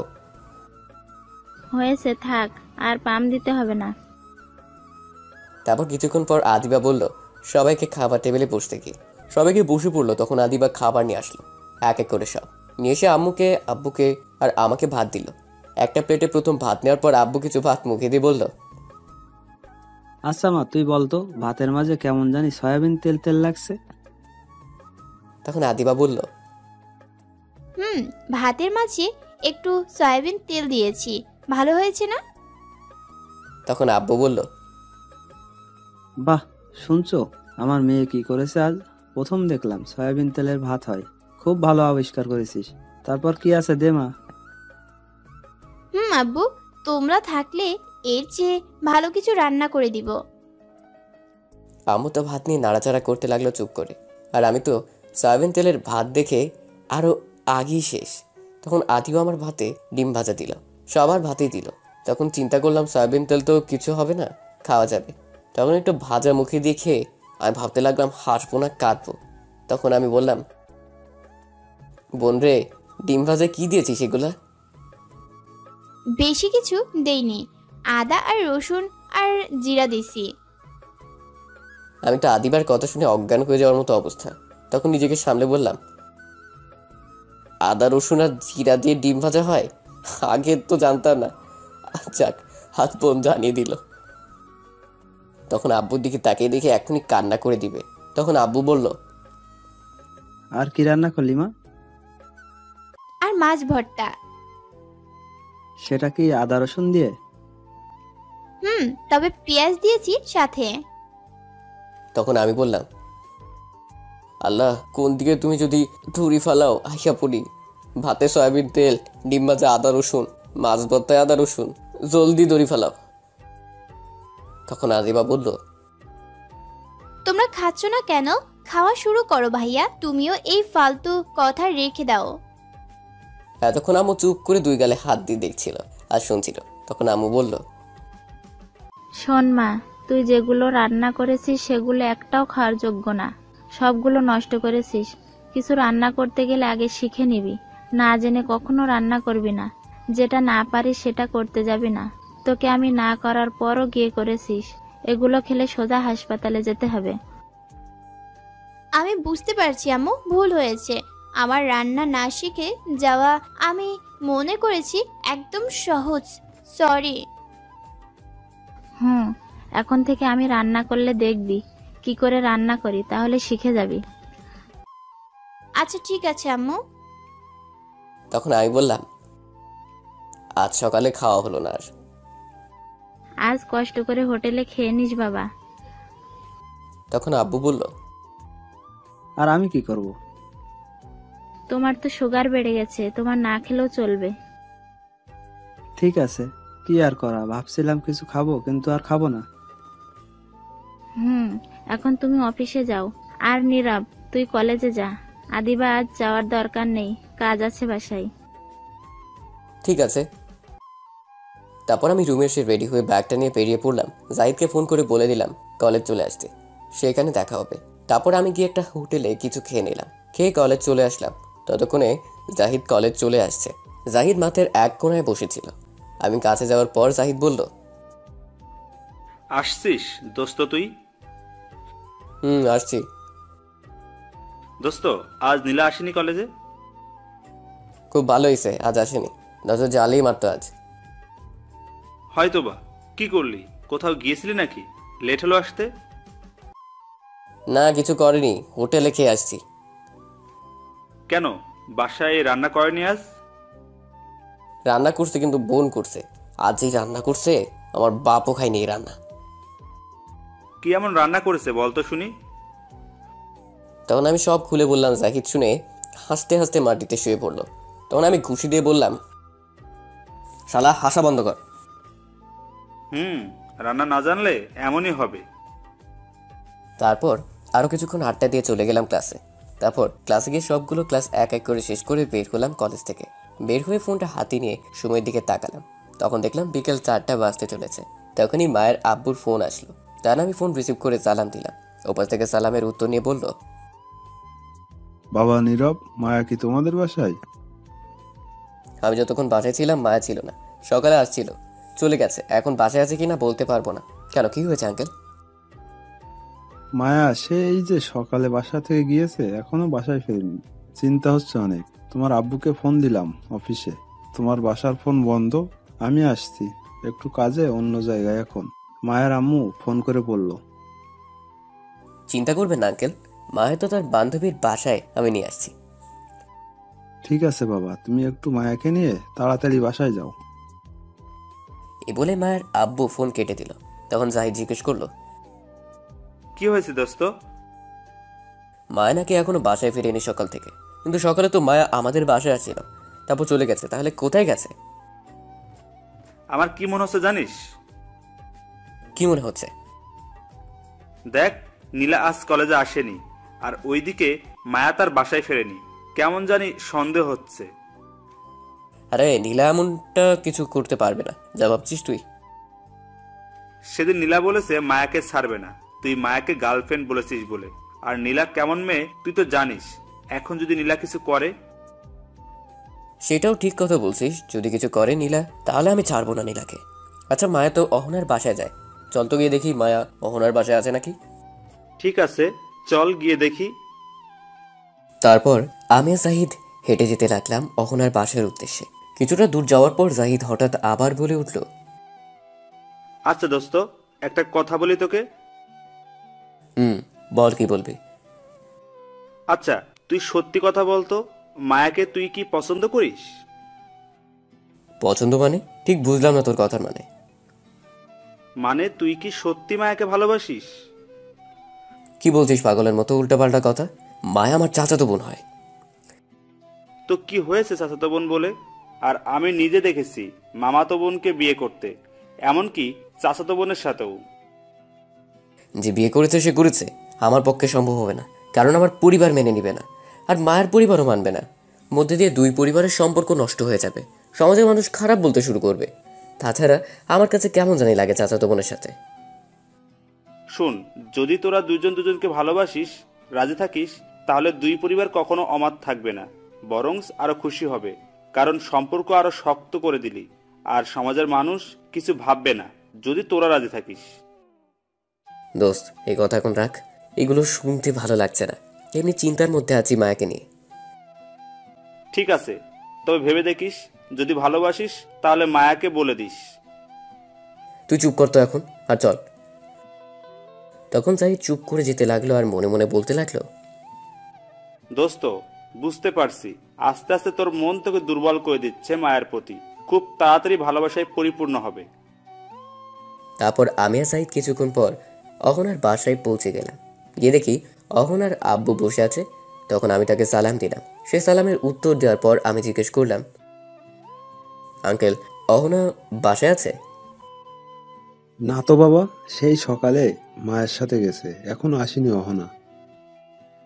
কি বলছেন আঙ্কেল? ফোন করেছেন অহনাকে কোথায় আছে? ফোন করেছি কয়েকবার, কিন্তু বারবার একই কথা বলে, একটু লেট হবে আসতে। আমার কি মনে হয় জানো, কোনো বিপদে পড়েছে দুজন, কিন্তু আমায় বলতে চাইছে না। ঠিক আছে আঙ্কেল, আপনি চিন্তা করবেন না, আমি দেখেছি। অহনার ফোন নাম্বার দিন, আমি খোঁজ নিয়ে দেখছি কি হয়েছে, আর গিয়ে নিয়ে আসছি। ঠিক আছে বাবা, তাহলে দেখো একটু, আর এই নাও ফোন নাম্বার। তারপর আমি অহনার ফোন নাম্বার নিয়ে তাদের বাসা থেকে বেরিয়ে চলে আসলাম। আসার পর জাহিদ বলল, দোস্ত, আমি যে ভয়টা পাচ্ছি সেটাই না জানি হয়। নীলা খুব রাগী মেয়ে, যা বলে তাই করে। আমার মনে হয় নীলা নিয়ে গেছে মায়াকে। আমার এখন তাই মনে হচ্ছে। আর ভয় করছে মায়ের কিছু হয়ে যায়নি তো। সব দোষ আমার। সেদিন যদি এই কথা না বলতাম তাহলে এত কিছু হয় না। এত কথা না বলে এখন ফোন করে দেখ। ঠিক বলছিস, এখনই ফোন করছি, দাঁড়া। তখন আমি অহনাকে ফোন দিলাম, কিন্তু অহনা ফোন ধরলো না। তখন আবার ফোন দিলাম, কিন্তু তার বড় ফোন ধরলো না। আরো 10টা কল দেওয়ার পর ধরলো। আর তখন আমি বললাম, অহনা, আমি নীরব বলছি। তোমাকে এতগুলো কল দিলাম, ধরছো না কেন? তোমরা কোথায় এখন? আর মায়া কোথায়? ওপাশ থেকে অহনা কিছুটা কান্না কণ্ঠে বলল, ভাইয়া অনেক বড় সমস্যা হয়েছে, একটু জলদি আসুন আপনি। মায়া এখানে আছে, কিন্তু খুব খারাপ অবস্থা ওর। কি বলছো? কি হয়েছে মায়ের? ফোনে বলতে পারবো না, এখানে আসেন। কোথায় আসতে হবে আমায় বলো? ভাঙা ফ্যাক্টরির ভেতরে। আচ্ছা ঠিক আছে, আমি এক্ষুনি আসছি। তখন ফোন কেটে আমি জাহিদকে বললাম, দোস্ত জলদি চল ভাঙ্গা ফ্যাক্টরিতে।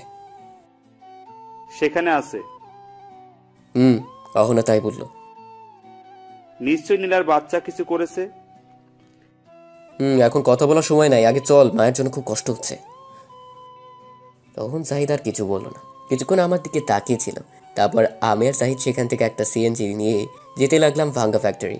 মোটামুটি অনেকটা দূরে, 1 ঘন্টা লাগবে যেতে। আমার মাথা কোনো কাজ করছিল না, শুধু মায়ের কথাই ভাবছিলাম। 1 ঘন্টা পর পৌঁছে গেলাম সেখানে। তারপর সিএনজি ভাড়া দিয়ে দৌড়ে ফ্যাক্টরির কাছে গেলাম। গিয়ে আমি তো অবাক, কারণ ফ্যাক্টরির বাহিরে অনেকগুলো লোক দাঁড়িয়ে আছে। তখন জাহিদ বলল, কিরে, এখানে দুর্জয় ভাইয়ের লোক কি করে? সেটা তো আমিও বুঝতে পারছি না। আপনারা তো বুঝতে পারছেন না দুর্জয়কে। দুর্জয় হচ্ছে এই এলাকার নাম করা সন্ত্রাস। তখন জাহিদ বলল, নীলা কি এর জন্য সাহায্য নিয়েছে তাহলে? মনে হয় তাই করছে। যাই হোক, মায়ের কিছু হলে আমি ছাড়বো না। তখনই ফোনটা বেজে ওঠে, তাকে দেখি অহনা ফোন করছে। তখন আমি রিসিভ করে বললাম, অহনা, ফ্যাক্টরির বাইরে এত লোক কেন? আমরা যাব কি করে ভিতরে? ভাইয়া তারা কিছু বলবে না, আপনি ভেতরে আসেন। কি বলছো? এমনি যেতে দিবে? সত্যি কথা তো? আরে কিছু বলবে না, জলদি আসেন, মায়ের অবস্থা খুব খারাপ। তখন আমি আর জাহিদ তাদের সামনে গেলাম, কিন্তু কেউ কিছু বললো না, উল্টো বললো ভিতরে যেতে।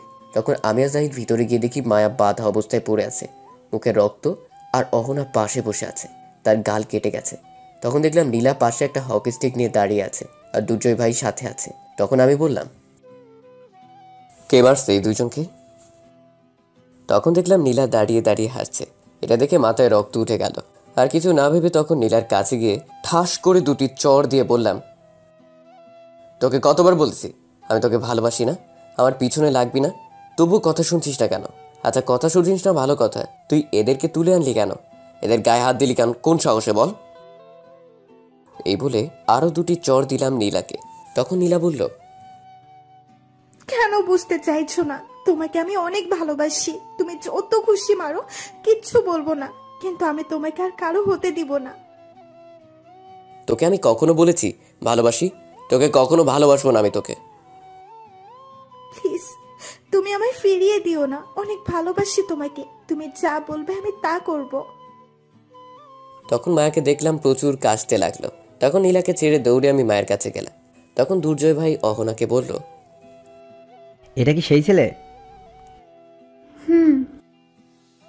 তখন দুর্জয় ভাই আমায় বলল, বাহ, তোর কি সাহস, তুই আমার সামনে আমার ভাগ্নিকে মারছিস? আমি তো দুর্জয় ভাইয়ের কথা শুনে অবাক, নীলা তার ভাগ্নি? তখন দুর্জয় ভাই আমায় বলল, শোনো নীরব, আমি কাউকে আজ মারতে আসিনি। তুই তো জানিস আমার মানুষ মারতে হাত কাঁপে না। আমার একটা মাত্র ভাগ্নি, সে তোরে নিজের চাইতেও ভালোবাসে। আমি তার ভালোবাসার মানুষকে তার কাছে ফিরিয়ে দিতে সব কিছু করতে পারি। কিন্তু শুনলাম তুই নাকি তাকে ভালোবাসিস না, মায়াকে ভালোবাসিস, আর মায়া নাকি তোকে ভালোবাসে। তাই মায়াকে নীলা নিয়ে আসছে কিডন্যাপ করে। আমি চেয়েছিলাম মায়াকে মেরে ফেলতে, যাতে তোকে নীলা পেয়ে যায়, কিন্তু পরে চিন্তা করলাম তোকে ডেকে নিয়ে আসি, কিছু কথা জিজ্ঞেস করি। তখন আমি দুর্জয় ভাইকে বললাম, বলুন ভাই। নীরব শোন, তোকে যেটা বলছি সেটার ভালো করে উত্তর দিবি, নয়তো এখানে তোদের সব কয়টাকে কেটে রেখে যাব। বলুন ভাই। তুই এই দুইজনের মধ্যে কাকে ভালোবাসিস, সত্যি করে বল। তখন আমি কোনো উত্তর দিলাম না, চুপ করে রইলাম। তখন দুর্জয় ভাই আবার বলল, চুপ করে থাকবি না, জলদি বল। তুই যদি নীলাকে ভালোবাসিস, বিয়ে করিস, তাহলে তোর যা প্রয়োজন, বাড়ি গাড়ি, টাকা দরকার হলে আমার সম্পত্তি কিছু তোরে লিখে দিব। বল, তুই সত্যি কাকে ভালোবাসিস? আমি তখনও চুপ করে রইলাম। কি উত্তর দেব আমি এটাই খুঁজে পাচ্ছি না।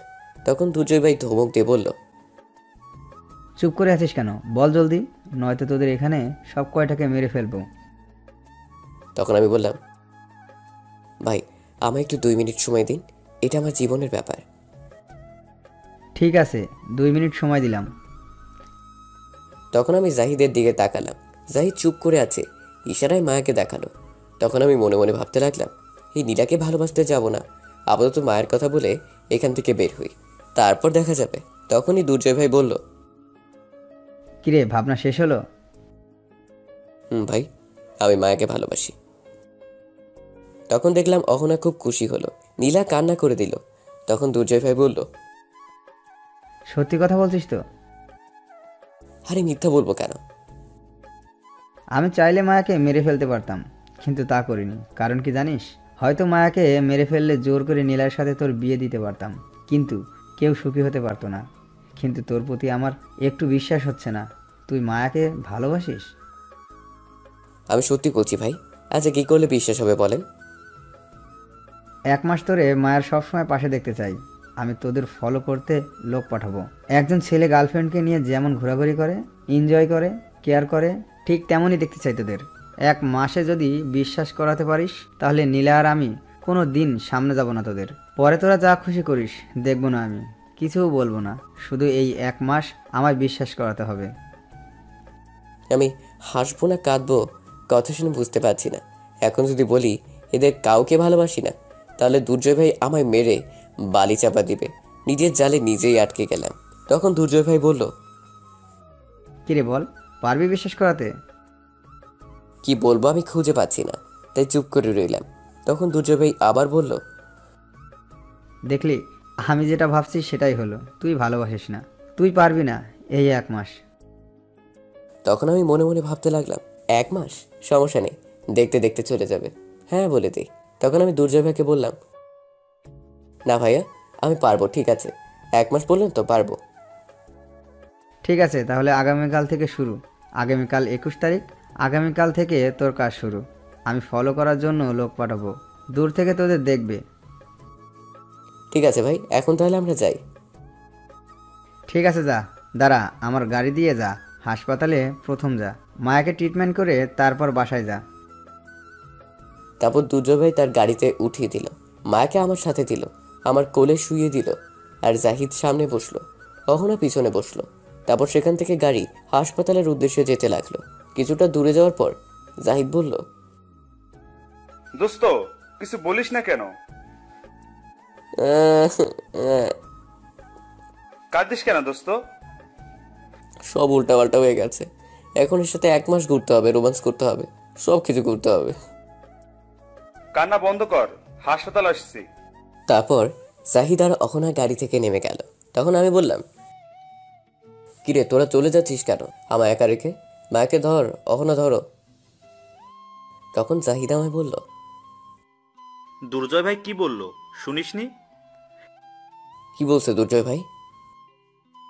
এখন থেকে মায়ের প্রতি খেয়াল রাখতে হবে, তোর কেয়ার করতে হবে, সব দায়িত্ব তোর, সে সব ফলো করবে, দেখবে 1 মাস। শুধু শুধু আমি তোর মার খেতে পারবো না, তোর দায়িত্ব তুই পালন কর। তখন অহনা বলল, নীরব ভাইয়া, আপনি কোলে করে নিয়ে আসেন, আমরা পারবো না। তখন আমি বললাম, আরে সেটা তো আগামীকাল থেকে বলছে, আজ থেকে না। সেটা আমরা জানি না, কিন্তু আমরা আজ থেকে আর নেই। কি বললি তুই? ঠিকই বলছে, আমরা নেই এখন থেকে 1 মাস পর্যন্ত। এখন মায়াকে কোলে করে নিয়ে আসেন ভেতরে, আমরা ভেতরে যাচ্ছি। আর হ্যাঁ, মায়াকে হাঁটিয়ে নিয়ে আসার চেষ্টা ভুলেও করবেন না, পায়ে ব্যথা পেয়েছে কিন্তু। হারামি, তোদের আমি পরে দেখে নেব। 1 মাস হোক, তারপর বুঝাবো তোদের। হুম, পরে দেখা যাবে, এখন নিয়ে আই। এই বলে চলে গেল অহনা আর জাহিদ। এখন আর কি করা, কোলে করে নিয়ে যেতে হবে। তখন একটু মায়ের দিকে তাকালাম। এতক্ষণ একটু তাকাইনি কি করছে মায়া। তখন তাকে দেখি মায়া আমার দিকে চুপ করে এক দৃষ্টিতে তাকিয়ে আছে। তখন আমি বললাম, হয় এমন হা করে তাকিয়ে আছো কেন? এমন করে চেয়ে থাকলে কিন্তু হাঁটিয়ে নিয়ে যাব। তখন মায়া তবুও কোনো কথা বলল না, চুপ করে রইল আর তাকিয়ে রইল আমার দিকে। তখন আমি আর কিছু না বলে মায়াকে কোলে নিলাম। কোলে নিয়ে তো আমি শেষ। বাবারে বাবা, কি ভারী রে! শয়তান কোনহানের, এত ওজন কেউ হয়? একটু ওজন কম হয়ে গেল না? এমনি শিশু মানুষ, শরীরে শক্তি নাই। তখন মায়া ফিক করে হেসে দিল। তখন আমি বললাম, শয়তান আবার হাসে, পুরো 100 কেজির চাউলের বস্তা।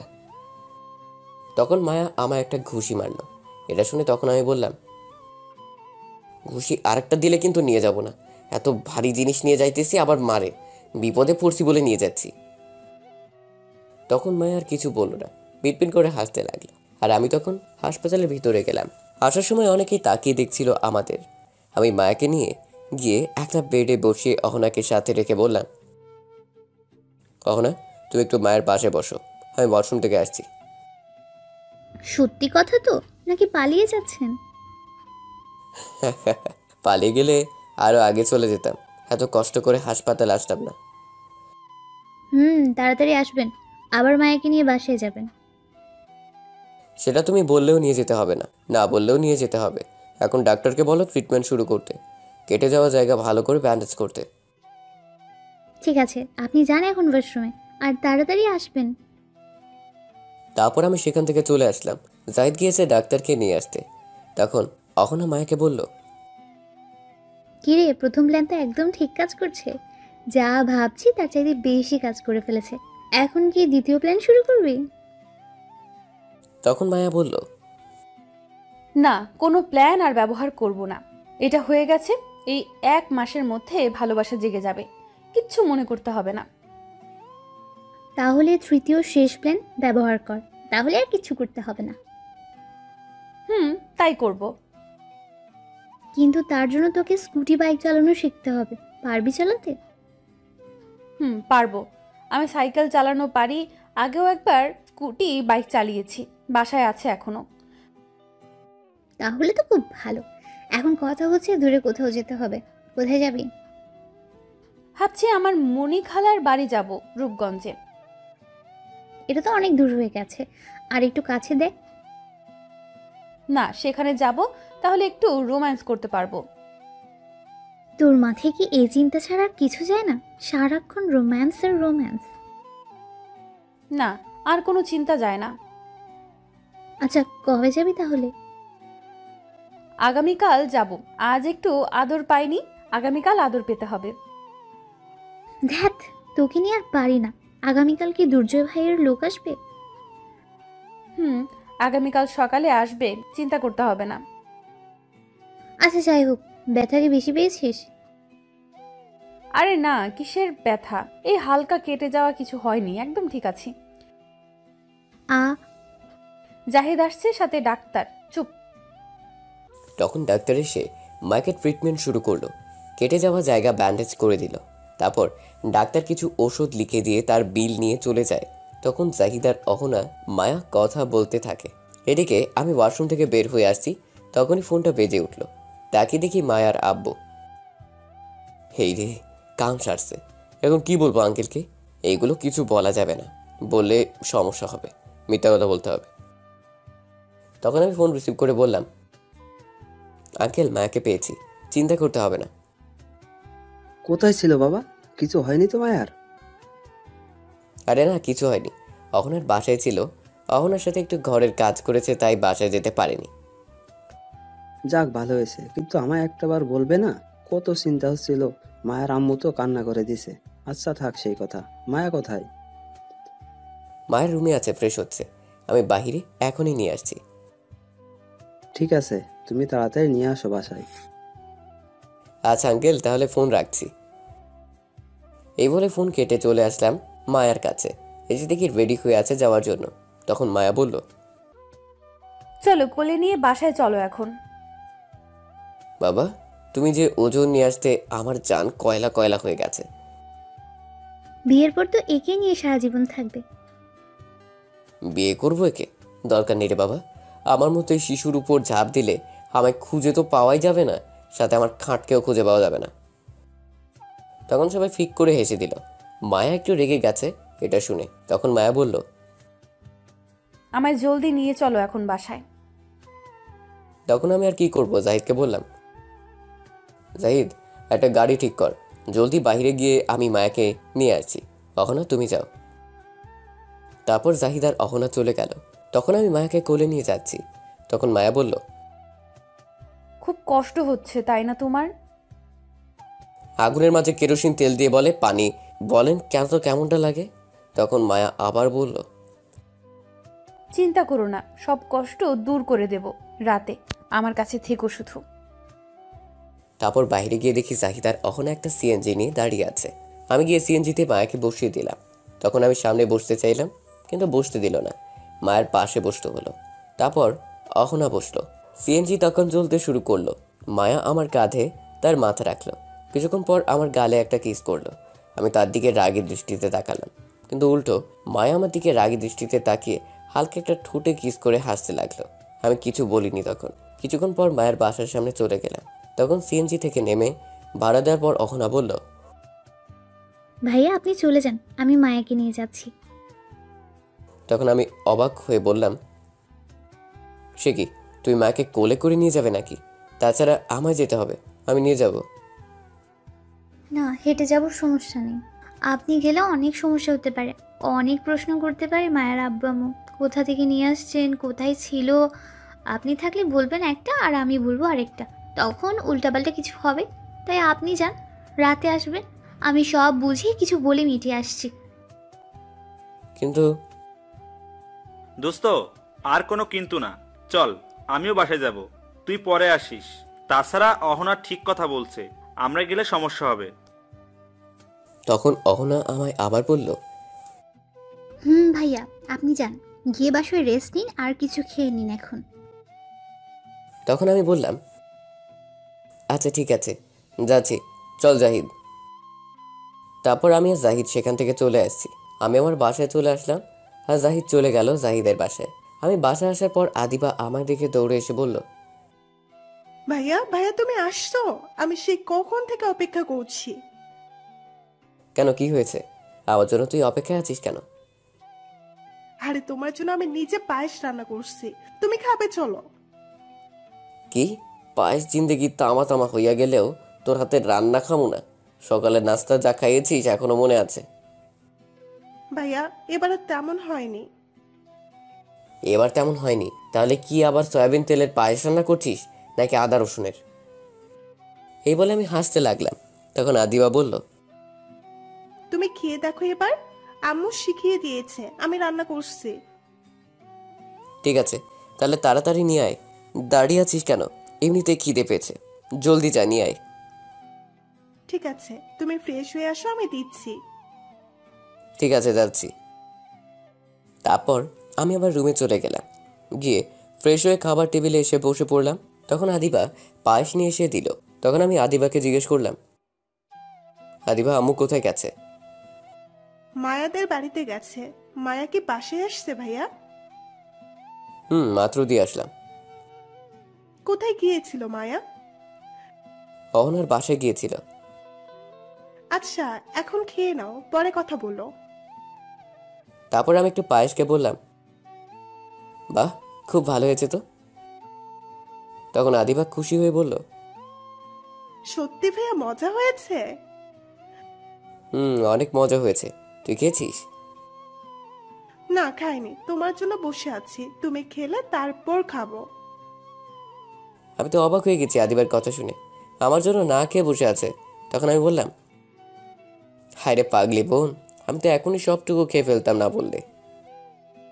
সমস্যা নেই, তুমি খেয়ে ফেলো, আমি রান্না করে খাবো। না, আমি আমার মিষ্টি বোনকে রেখে খাবো না। তুই বসে পড়, আমার সাথে এক্ষুনি খাবি, বসে পড়। না তুমি খাও, আমি পরে খাবো। তুই খাবেই নাকি মায়ের দিব? বসে পড় বলছি। ঠিক আছে বসছি, তুমি খাও, আমি খাচ্ছি। তারপর আমি আর আদিবা বসে খেয়ে নিলাম। খেয়ে আমি রুমে চলে যাব তখনই আদিবা আমায় ডেকে বলল, ভাইয়া একটা কথা বলি। বল, এতে অনুমতি নিতে হয়?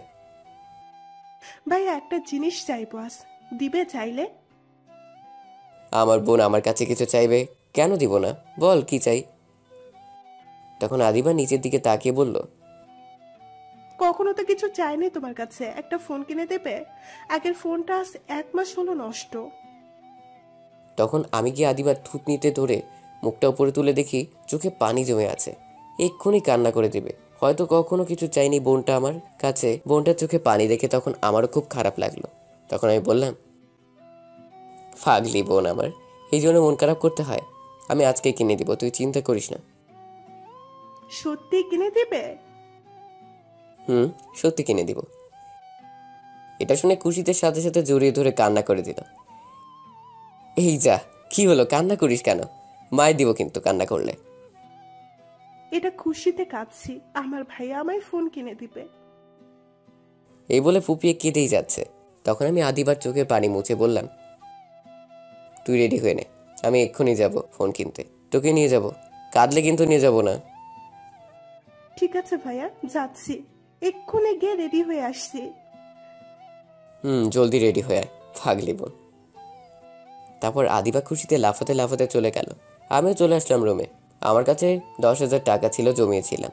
তখন সেটা নিয়ে রেডি হয়ে নিচে চলে আসলাম। তখন আদিবাও নিচে আসলো আর বলল, চলো ভাইয়া, আমি রেডি। তারপর আমি আর আদিবা বের হতে যাব, তখনই আম্মু এসে বলল, কি এই সন্ধ্যায় ভাই বোন রেডি হয়ে কোথায় যাচ্ছে শুনি? তখন আদিবা বলল, ভাইয়া ফোন কিনে দিবে, মার্কেটে যাচ্ছি। কি ফোন কিনে দিবে? কিরে, তোর কাছে টাকা কোথা থেকে আসলো? ছিল কিছু টাকা, আব্বুর কাছ থেকে নিয়েছি, আর আমার কাছে ছিল। ও এই কথা, আচ্ছা দাঁড়া, আমার কাছে 2000 টাকা আছে, নিয়ে যা। তখন আম্মু এই বলে চলে গেল। কিছুক্ষণ পর টাকা নিয়ে এসে দিয়ে গেল। তখন আমি আর বোন চলে গেলাম মার্কেটে। গিয়ে একটা ফোনের দোকানে গেলাম।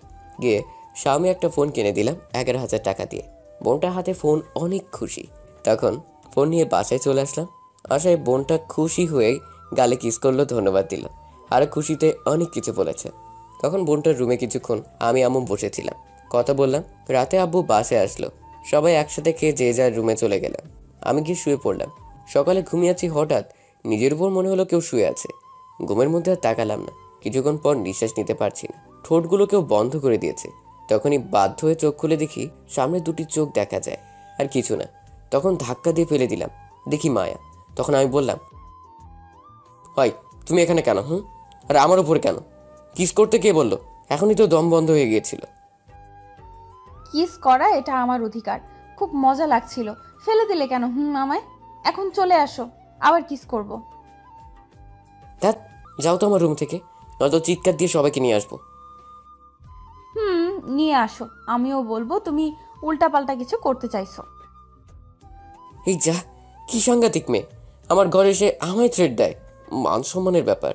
তখন আমি জিজ্ঞেস করলাম মায়াকে, আচ্ছা কিসের জন্য আসছো বলো? উঠে ফ্রেশ হয়ে নাও, আমরা একটা জায়গায় যাব। আমি যাব না, তুমি যাও। তাহলে আমি দুর্জয় ভাইকে ডাকি, না গেলে? তখন আমি একটু ভয় পেয়ে গেলাম আর বললাম, এই না না, আমি যাচ্ছি, ফ্রেশ হয়ে আসছি, যাবো আমি। গুড বয়, জলদি যাও। তারপর উঠে ফ্রেশ হতে চলে গেলাম। ফ্রেশ হয়ে এসে দেখি মায়া আমার ঘর গুছিয়ে দিয়েছে, সাথে বিছানায় একটা শার্ট আর প্যান্ট রেখে দিয়েছে। পাশে মায়া বসে আছে। তখনই মায়া আমায় দেখতে পেল আর অদ্ভুত নেশার দৃষ্টিতে তাকিয়ে বলল, ইস কি হট লাগছে তোকে, মন চাইছে আয় না একটু আদর করি তোকে এখন। কি লিচু মাইয়া, একটু শরম নাই? তখন মায়া আবার বলল, দাঁড়া, আমি এসে আদর করছি। এই না না, একদম কাছে আসবে না বলে দিলাম, নয়তো আমি যাব না। ঠিক আছে ঠিক আছে, এখন এগুলো পরে নাও, বিয়ের পর তো আর বাধা দিতে পারবে না, তখন সব পুষিয়ে নেব। আমি তোমার পছন্দ মতো পরবো কেন? আমার যেটা পছন্দ সেটা পরবো, কিন্তু এটা পরবো না। বারবার রাগ তুলিস কেন বলতো? এত কথা বলে চুপচাপ এগুলো পরে নে এখন, নয়তো মাইট দিব। ঠিক আছে, তুমি নিচে যাও, আমি এটা পরে আসছি। সত্যি তো এটা পরে আসবি? সত্যি বলছি, যাও। ঠিক আছে, আয় তাহলে আমি যাচ্ছি। এই বলে মায়া চলে গেল। তখন আমি রেডি হতে লাগলাম। মায়া থাকলে আরো দুষ্টুমি করবে, তাই নিচে যেতে বললাম। কিছুক্ষণ পর রেডি হয়ে নিচে গেলাম। গিয়ে দেখি মায়া আর আদিবা বসে আছে খাবার টেবিলে। তখন আমিও গিয়ে বসলাম। তখন আম্মু এসে সবাইকে খাবার দিল। খাবার খেয়ে উঠা মাত্রই আম্মু বলল, নীরব, মায়ের সাথে একটু যা তো। কোথায় যাই? যাচ্ছি, আর বলা লাগবে না। সাবধানে যাস। তারপর মায়ের সাথে আমি বাসার বাহিরে চলে আসলাম। তখন এসে মায়াকে বললাম, কোথায় যাবে তুমি এখন? রূপগঞ্জে যাব, আমার খালামুনির বাসায়। কি, এত দূরে? বাবা, আমি যাব না, তুমি যাও একা। একটু সামনে তাকিয়ে দেখ তো কে। কে? কোথায়? সামনের রাস্তায়, ভালো করে। তখন আমি তাকিয়ে দেখি দুর্জয় ভাই বসে আছে গাড়িতে। তখন একটু ভয় পেয়ে গেছি আর বললাম, ঠিক আছে চলো, যাচ্ছি, কিন্তু যাব কি করে? কেন, আমার স্কুটি বাইক দিয়ে যাব, এই তো সামনে। এই বাইক দিয়ে গেলে 3 দিন লাগবে, তাছাড়া আমি বাইক চালাবো না। তোমাকে কে বলেছে চালাতে? আমি চালাবো, তুমি পিছনে বসবে। কি, তুমি চালাবে? প্লিজ ছেড়ে দাও, আমাকে এখনো বিয়ে করিনি, এত আগে মরার ইচ্ছে নাই আমার। আমার ছায়ারা দাও। চুপ করে উঠে পড়ো, আমি তোমার চেয়ে ভালো চালাতে পারি। জানি, কতটুকু ভালো চালাতে পারো বলতে হবে না। আজারা কথা না বলে উঠে পড়ো। কি আর করা, দুর্জয় ভাইয়ের সামনে না চাইতেও বসে যেতে হবে, পিছনে কিছু বলতে পারবো না।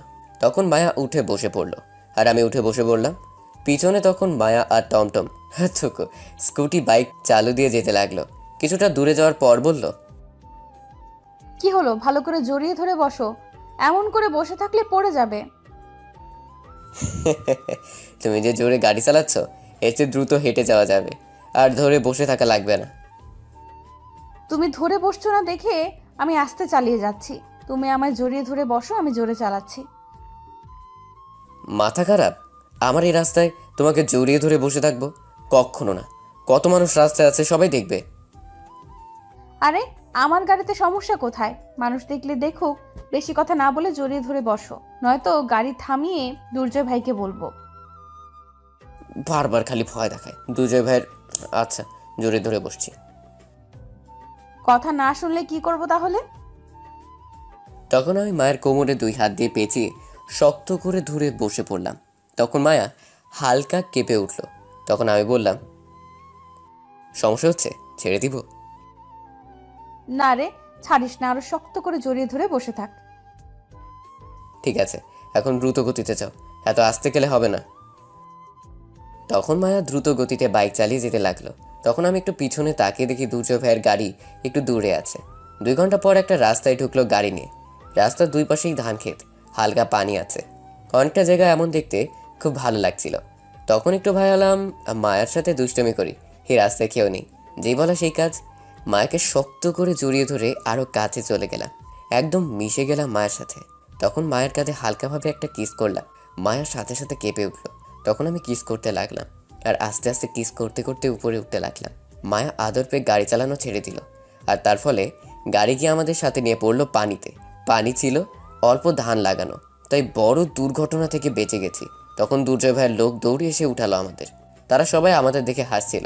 তখন একটা লোক বলে উঠলো, এত জায়গা রেখে শেষ পর্যন্ত ধানের জমিতে নিয়ে গাড়ি ফেললে কেন? তখন আমার রাগ উঠে গেল মায়ের প্রতি। আর তখন মাকে বললাম, এটা কি করলে তুমি? গাড়ি চালাতে পারো, চালাতে বসছো কেন? সব কাপড় নষ্ট করে দিলে, ফালতু মেয়ে। ইস, আমার দোষ দিচ্ছে। সব দোষ তোমার। তোমাকে কে বলেছে এমন করে কিস করতে? আমি বলছি তোমায় কিস করতে, এমন আদর করতে? তখন কি নিজেকে সামলাতে পারা যায়? আমি আর গাড়ি দুজনেই কন্ট্রোল হারিয়ে ফেলেছি, সব দোষ তোমার। আমি আর কি বলবো, দোষ তো আমারই, তাই চুপ করে রইলাম। ধ্যাৎ, সব শেষ, কাদা লেগে গেছে সারা শরীরে, হাজারা ভাইবার। তখন দুর্জয় ভাই এসে বলল, সামনে একটা ঘর দেখা যাচ্ছে, সেখানে নিশ্চয়ই পানি আছে। যাও, কাদাগুলো পরিষ্কার করে আসো পানি দিয়ে, তারপর আমাদের গাড়ি করে যেও। স্কুটি বাইক পানিতে পড়ার কারণে আর স্টার্ট নাও নিতে পারে, একটু দেখে চালাতে পারো না বাইক? তারপর আমি আর মায়ের সামনে বাড়িতে যাওয়ার আগে একটা ছোট পুকুর দেখতে পেলাম, পানি ভালো। তখন সেখান থেকে পরিষ্কার করে চলে আসছি। মায়া তখন বলল, আজ সূর্য কোন দিকে উঠেছে? আজ কি মনে করে আদর করলে বলো তো? হঠাৎ করে কি হলো? আমি কোনো উত্তর না দিয়ে দুর্জয় ভাইয়ের গাড়িতে বসে পড়লাম, সাথে মায়া। তারপর চলে গেলাম মায়ের মণিখালার বাসায়। দুর্জয় ভাই আমাদের দিয়ে চলে গেল। মায়া অনেক রিকোয়েস্ট করছে আসার জন্য, কিন্তু সে কাজ দেখিয়ে চলে গেল আর বলে গেল মায়ের স্কুটি বাইক ঠিক করে দিয়ে যাবে তার লোক। ভিতরে যাওয়ার পর মায়া তার খালাকে বলল, কেমন আছো তুমি খালা? এই তো ভালো। তা এতদিন পর আমার কথা মনে পড়লো তোর? ভুলেই গিয়েছিস আমায়? কি যে বলো খালা, তোমাকে ভুলে যাব আমি? কখনো না। তোর আব্বু আম্মু কেমন আছে? এই তো ভালো আছে। এই ছেলেটাকে তুই যে বলেছিস ফোনে এইসব? হুম। তখন আমার কাছে আসলো। আমি সালাম দিয়ে বললাম, হ্যাঁ কেমন আছেন? ভালো আছি, তুমি কেমন আছো? ভালো আছি।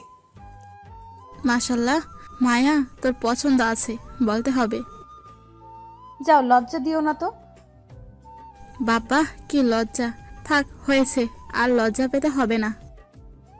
সব রেডি করে রাখছো তো? বাকি লোক কোথায়? আগামীকাল সকালে আসবে, তুমি চিন্তা করো না, রেডি করে রাখো। ঠিক আছে। আর তোদের কাপড় ভেজা কেন?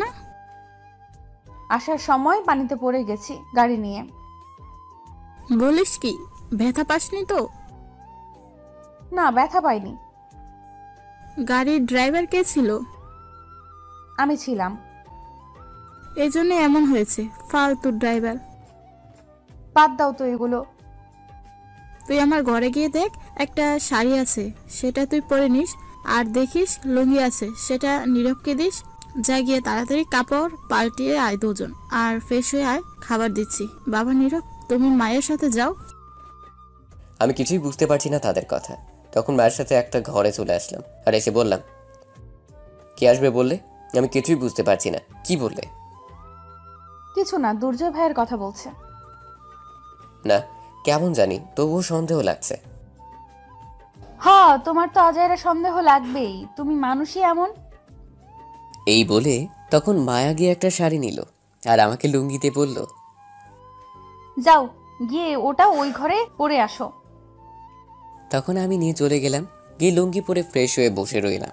কিছুক্ষণ পর মায়া আসলো শাড়ি পরে আমার সামনে। মায়ের দিকে তাকিয়ে আমি অবাক হয়ে গেছি, অনেক সুন্দর লাগছিল শাড়িতে। আমি এক দৃষ্টিতে তাকিয়ে রইলাম। তখন মায়া তা বুঝতে পেরে বলল, এমন করে না তাকিয়ে চলো, খিদে পেয়েছে, পরে দেখতে পারবে, চাইলে আদর করতে পারবে। মায়ের কথায় আমার ধ্যান ভাঙলো। তখন আমি আর কিছু না বলে চলে গেলাম, গিয়ে খাবার টেবিলে বসে পড়লাম। তখন মায়ের খালা আমাদের খাবার দিল। তারপর খাওয়া শেষে আমি চলে আসলাম রুমে। মায়া বসে আছে। তখন তার খালা বলল, তুই বসে থাক, আমি বাজার থেকে আসছি একটু। ঠিক আছে যাও, কিন্তু তোমার ছেলে আর ঝুমুর কোথায়? ঝুমুর গিয়েছে কলেজে, আর সুমন গিয়েছে সেখানেই। আচ্ছা ঠিক আছে। তারপর মায়ের খালা চলে গেল। এখন ছোট করে পরিচয় দিই, মায়ের খালু থাকে বিদেশে, আর সুমন হচ্ছে বড়, ভার্সিটি পড়ে। ঝুমুর কলেজে মাত্র উঠেছে। তারপর মায়া চলে আসলো আমার কাছে, এসে বলল, তোমাকে কিছু বলার আছে। বলো, কি বলবে? তখন মায়ের শাড়ির আঁচল ফেলে দিল। তখন আমি এটা দেখে চোখে হাত দিয়ে বললাম, কি করছো তুমি? এগুলো আঁচল তুলো। একটু ভালো করে তাকাও আমার দিকে, তাহলে বুঝতে পারবে কেন ফেলছি। তখন আমি একটু তাকিয়ে দেখি কোমরে অনেকগুলো দাগ, কিসে জানি, হয়তো পিঠেও আছে আরো। তখন আমি অবাক হয়ে বললাম, এগুলো কিসের দাগ? তোমাকে কিছু সত্যি কথা বলতে এখানে নিয়ে আসছি, কারণ আমি আর পারছি না। 2টা বছর ভালোবেসে কষ্ট সহ্য করছি, আর পারছি না আমি। কি বলো? তুমি কি জানো নীলা কেন তোমার পিছু ছাড়তে বাধ্য হয়েছে? আমি সেটাই ভাবছিলাম, কি করে। আর নীলা বিরক্ত করা ছেড়ে দিবে বলল। তুমি একবার চিন্তা করছো নীলার আব্বু আম্মু কেন তার পরের দিন আসেনি? কেন আসেনি একটু বলো তো, কারণ কি এগুলোর? আমি মামাকে দিয়ে থ্রেট দিয়েছি যাতে তোমার বাসায় না যায় বিয়ের কথা বলতে। আমি তো অবাক হয়ে গেছি শুনে। তখন মায়া আবার বলতে শুরু করলো, নীলা সেদিন সত্যিই আমায় তুলে নিয়ে গিয়েছিল মারতে। আমরা সেদিন গিয়েছি দুর্জয় ভাইয়ের সাথে কথা বলতে, কিন্তু উল্টো আমাদের তুলে নিয়ে গেল। ভাগ্য ভালো অহনা লুকিয়ে দুর্জয় ভাইকে ফোন করেছে, কারণ লোকগুলো ছিল দুর্জয় ভাইয়ের। আমি বলেছি ফোন করে আমার কথা বলতে দুর্জয় ভাইকে। আর একটা কথা, তোমাকে ভাগ্নি যে বলল সেটা নীলা না, আমি তার ভাগ্নি, কিন্তু আপন না। সেদিন সে আমায় বাঁচিয়েছে। নীলাকে সেদিন সে অনেক হুমকি দিয়েছে, মেরে ফেলতে চেয়েছে, কিন্তু তা না করতে তোমার মুখ থেকে শুনতে চেয়েছি তুমি কাকে ভালোবাসো। তারপর তো তুমি বললে আমায় ভালোবাসো। আমাদের হসপিটালে পাঠিয়ে নীলাকে বাসায় দিয়ে এসে হুমকি দিয়েছে যাতে তোমার পিছনে না ঘুরে। তুমি যখন বাসায় দিয়ে আসলে তখন আমি আব্বু আম্মুকে সব খুলে বলে দিয়েছি তোমাকে ভালোবাসি। আর আব্বু তখন অনেক রাগ করে। সেখানে তোমার আম্মু ছিল, অহনা চলে গিয়েছিল। বিশ্বাস করো, আব্বু লাঠি দিয়ে অনেক মারছে এর জন্য, কারণ আমরা চাচাতো ভাই বোন বলে অনেক মারছে। এই দাগগুলো সেগুলো আরও আছে পিঠে। সেদিন আব্বু দুবার মারছে আমায় রাগে, কিন্তু আমার একটুও কষ্ট হয়নি জানো, কারণ এই কষ্ট কিছুই না তোমাকে পাওয়ার জন্য। আমি আরও কষ্ট পেতে রাজি আছি, কিন্তু তোমাকে হারাতে রাজি নই। আর একটা কথা কি জানো, আম্মু আগেই জানতো আমি তোমাকে পছন্দ করি, কিন্তু কিছু বলতো না। সেদিন আম্মুও আমায় সাথে মারছে। তোমার আম্মু না থাকলে মৃত্যু হতো সেদিন, তোমার আম্মু বাঁচিয়েছে। আর কিছু খেতে দেয়নি জানো, সারা রাত কান্না করছি। তোমার আম্মু বুঝিয়ে গেছে তাই আর মারেনি রাতে। এখন বলো আর কি করতে হবে তোমাকে পেতে? নীলার হাতে মার খেয়েছি যে আব্বু আমায় কোনো দিন গায়ে হাত তোলেনি, গতকাল আমায় লাঠি দিয়ে মারছে 2 বার। সাথে আম্মু আর কত মার খেতে হবে, আর কত কষ্ট সহ্য করতে হবে বলো তোমাকে পেতে? আর পারছি না আমি, প্লিজ আর কষ্ট দিও না। এখন মেরে ফেলতে পারো কষ্ট না দিয়ে। তুমি জানো তোমাকে ছাড়া আমি এক মুহূর্তের জন্য ভালো থাকতে পারি না, হাসতে পারি না, খেতে পারছি না, ঘুমাতে পারছি না। যখন তুমি কাছে থাকো তখন আমার চেয়ে খুশি এই পৃথিবীতে আর কেউ হয়তো হয় না। প্লিজ, তোমায় ছাড়া আর থাকতে পারছি না, আর কষ্ট নিতে পারছি না, একটু বুকে টেনে নাও। মায়া তখন কথাগুলো বলল, আমি নিশ্চুপ হয়ে শুনছিলাম। মায়া কথাগুলো বলেই কান্না করতে লাগলো। আমি কি বলবো বুঝতে পারছি না, মাথা কাজ করছে না। সত্যি তো আমি তোর ভালোবাসা বুঝতে পারলাম না। পাগলের মতো ভালোবাসে আমায়, আর আমি তার ভালোবাসা বুঝতে পারছি না। হোক না সে চাচাতো বোন, তাতে কি হয়েছে? যদি সত্যি ভালোবাসা থাকে তাহলে কি? জীবনে তো এমনই একজন মানুষ প্রয়োজন। মায়া বসে বসে কান্না করছিল। তখনই আমি গিয়ে উঠিয়ে চোখের পানি মুছে পড়লাম, আমি জানি না কেন তোমার ভালোবাসার সাড়া দিতে পারছি না। হয়তো চাচাতো বোন ভাবছি বলে তাই পারছি না, কিন্তু বিশ্বাস করো তোমার প্রতি কেমন জানি একটা ফিলিংস আছে আমার। তুমি দূরে থাকলে কেমন জানি একটা শূন্যতা অনুভব করতে পারি। জানি না এটাকে কি বলে, হয়তো ভালোবাসা এটাই বলে। তোমার সত্যিকারের ভালোবাসার কাছে আমি হেরে গেছি। এখন আর চাচাতো বোন নয়, বউ হিসেবে দেখতে চাই আমার, হবে আমার বউ। তখন মায়া এটা শুনে খুশিতে জড়িয়ে ধরে কান্না করে বলল, আমি রাজি আছি তোমার বউ হতে। তখন দরজার বাহির থেকে কাশি দিল আর হাততালি দিতে লাগলো। তাকে দেখি মায়ের খালা আর তার ছেলে মেয়ে দাঁড়িয়ে আছে।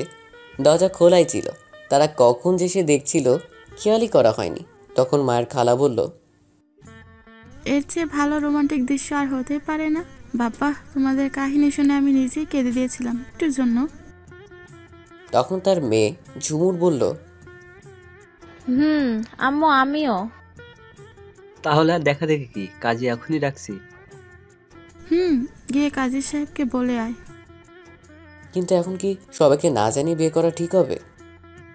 শোনো, যদি তোমরা বিয়ে করে ফেলো তারপর বাসা যাও তাহলে কিছু হবে না, কারণ মায়া তো আগেই বলে দিয়েছে যদি তোমাদের সবাই তাড়িয়ে দেয় তাহলে আমার কাছে থাকবে এসে। ঠিক আছে? বিশ্বাস রাখো, সবাই মেনে নেবে। ঠিক আছে। কিরে মায়া, কথা বল। দেখলি লজ্জায় একেবারে শেষ। মায়া লজ্জা পেয়ে আমার বুকে মুখ লুকিয়ে রাখলো। তখন মায়ের খালা বলল, তুমি কি জানো মায়া কেন এখানে নিয়ে এসেছে? তোমাকে বিয়ে করার জন্যই আসছে। তাই তো তখন আমি জিজ্ঞেস করছিলাম বাকি লোক কোথায়। এই সেই ছেলে। তখন আমি অবাক হয়ে বললাম, কি বলছেন? কিন্তু কোন লোকের কথা বলবেন? আরে দুর্জয় ভাই না, কি এর নাম, তার কথা বললাম, মায়া বলছে আসবে, তাই জিজ্ঞেস করলাম। ও আচ্ছা, ঠিক আছে। কিরে মায়া, এখন তো আয়, কাজ আছে অনেক, পরে সময় পাবি অনেক। তুমি যাও, আমি আসছি। তারপর মায়ের খালা চলে গেল আর মায়া তখন বলল, আমি তাহলে যাই এখন, পরে আসবো, তুমি বসে থাকো। ভাবছি কি আব্বু আম্মুকে বলবো। সমস্যা নেই, আগামীকাল আমরা চলে যাব, তখন গিয়ে একেবারে বলবো। ঠিক আছে, তাহলে তাই হবে। তারপর মায়া চলে গেল আর আমি বসে রইলাম। সন্ধ্যায় কাজে নিয়ে আসলো। আমি জাহিদকে ফোন করে সব বলে দিয়েছি, তাই জাহিদ এখানে আসছে। সাথে আমার আরও 2 বন্ধু আসলো। ফাহাদ আর সাব্বির আসার সময় শাড়ি আর আমার জন্য পাঞ্জাবি নিয়ে আসলো। তারপর কাজী বিয়ে পড়িয়ে চলে গেল। তখন আমি আর সব বন্ধুদের নিয়ে আড্ডা দিতে লাগলাম বাইরে। তখনই আম্মু কল দিল। ফোন রিসিভ করার পর বলল, কিরে আজ বাসায় কি আসবে না? না আম্মু, আমরা মায়ের খালার বাসায় আসছি, আগামীকাল আসবো, আজ আসতে দিল না। ঠিক আছে আয়। আর একটা কথা, তোর চাচার সাথে বসে আমরা একটা সিদ্ধান্ত নিয়েছিলাম। কি আম্মু? তোর আর মায়ের বিয়ের কথা বললাম, সামনের মাসে বিয়ে কিন্তু। সত্যি বলছো আম্মু? কিন্তু কি? কিন্তু তুই তো সেখানে গিয়ে বিয়ে করে ফেললি শুনলাম, আমাদের না বলে। ঠিক আছে আয় বাসায়, তারপর দেখাচ্ছি। আম্মু তুমি কি করে জানলে? মায়া আর তোর বন্ধুরা বলছে। এই বলে ফোন কেটে দিলাম। যাক, চিন্তা নেই, আম্মু তো রাজি আছে, সবাই রাজি আছে, কিছু মায়ের খেলে কিছু হবে না। তখন জাহিদ বলল, দেখলি তোর পরিবার সবাই রাজি। আমি আগেই বলেছিলাম তোরা রাজি থাকলে পরিবার কিছু বাধা দিতে পারবে না। ঠিক বলেছিস। তারপর আরো কিছু আড্ডা দিয়ে চলে আসলাম বাসর ঘরে। রুমে এসে দেখি মাত্র 10টা বাজে। গ্রাম তো, তাই সময় যেতে চায় না। মায়া ঘোমটা দিয়ে বসে আছে। তখন আমি দরজা বন্ধ করে কাছে আসার পর মায়া খাট থেকে নেমে সালাম করে বলল, চলো এখন শুরু করা যাক রোম্যান্স। এত জলদি না, একটু পর। আগে বলো, তুমি আম্মুকে সব বলছো কেন? আরে আমায় ফোন করে বলেছে তোমার আম্মু আমাদের বিয়ে ঠিক করেছে, কারণ আমি সকালে রাগ করে বাসা থেকে এসেছি, তাই আম্মু আব্বু সবাই কথা বলে ঠিক করেছে, তখন আমি বলে দিয়েছি। যাক, খুব ভালো কাজ করছো, চিন্তা কমিয়ে দিলে। তখন মায়া আমায় খাটে ধাক্কা দিয়ে ফেলে দিল আর বলল, হয়েছে, অনেক দিন ধরে আদর করতে পারি না, আজ সব আদর করব। আর একটা কথা, আমার 2টা বেবি লাগবে কিন্তু তোমার মতো। ঠিক কি আর করা, একটু কষ্ট বেশি করতে হবে, আমার সিনিয়র বউ। চলো শুরু করি তাহলে। এই বলে মায়া আমার উপর ঝাঁপিয়ে পড়লো, আমার ঠোঁটগুলো তার দখলে নিয়ে নিল, তারপর কিস করতে লাগলো। তারপর না, আর বলবো না, লজ্জা করে। আর বেশি গভীরে গিয়ে লাভ নেই, বাকিটা ইতিহাস। এই ইতিহাস জানতে হলে বিয়ে করে বাসর ঘরে যান, তাহলেই জানতে পারবেন।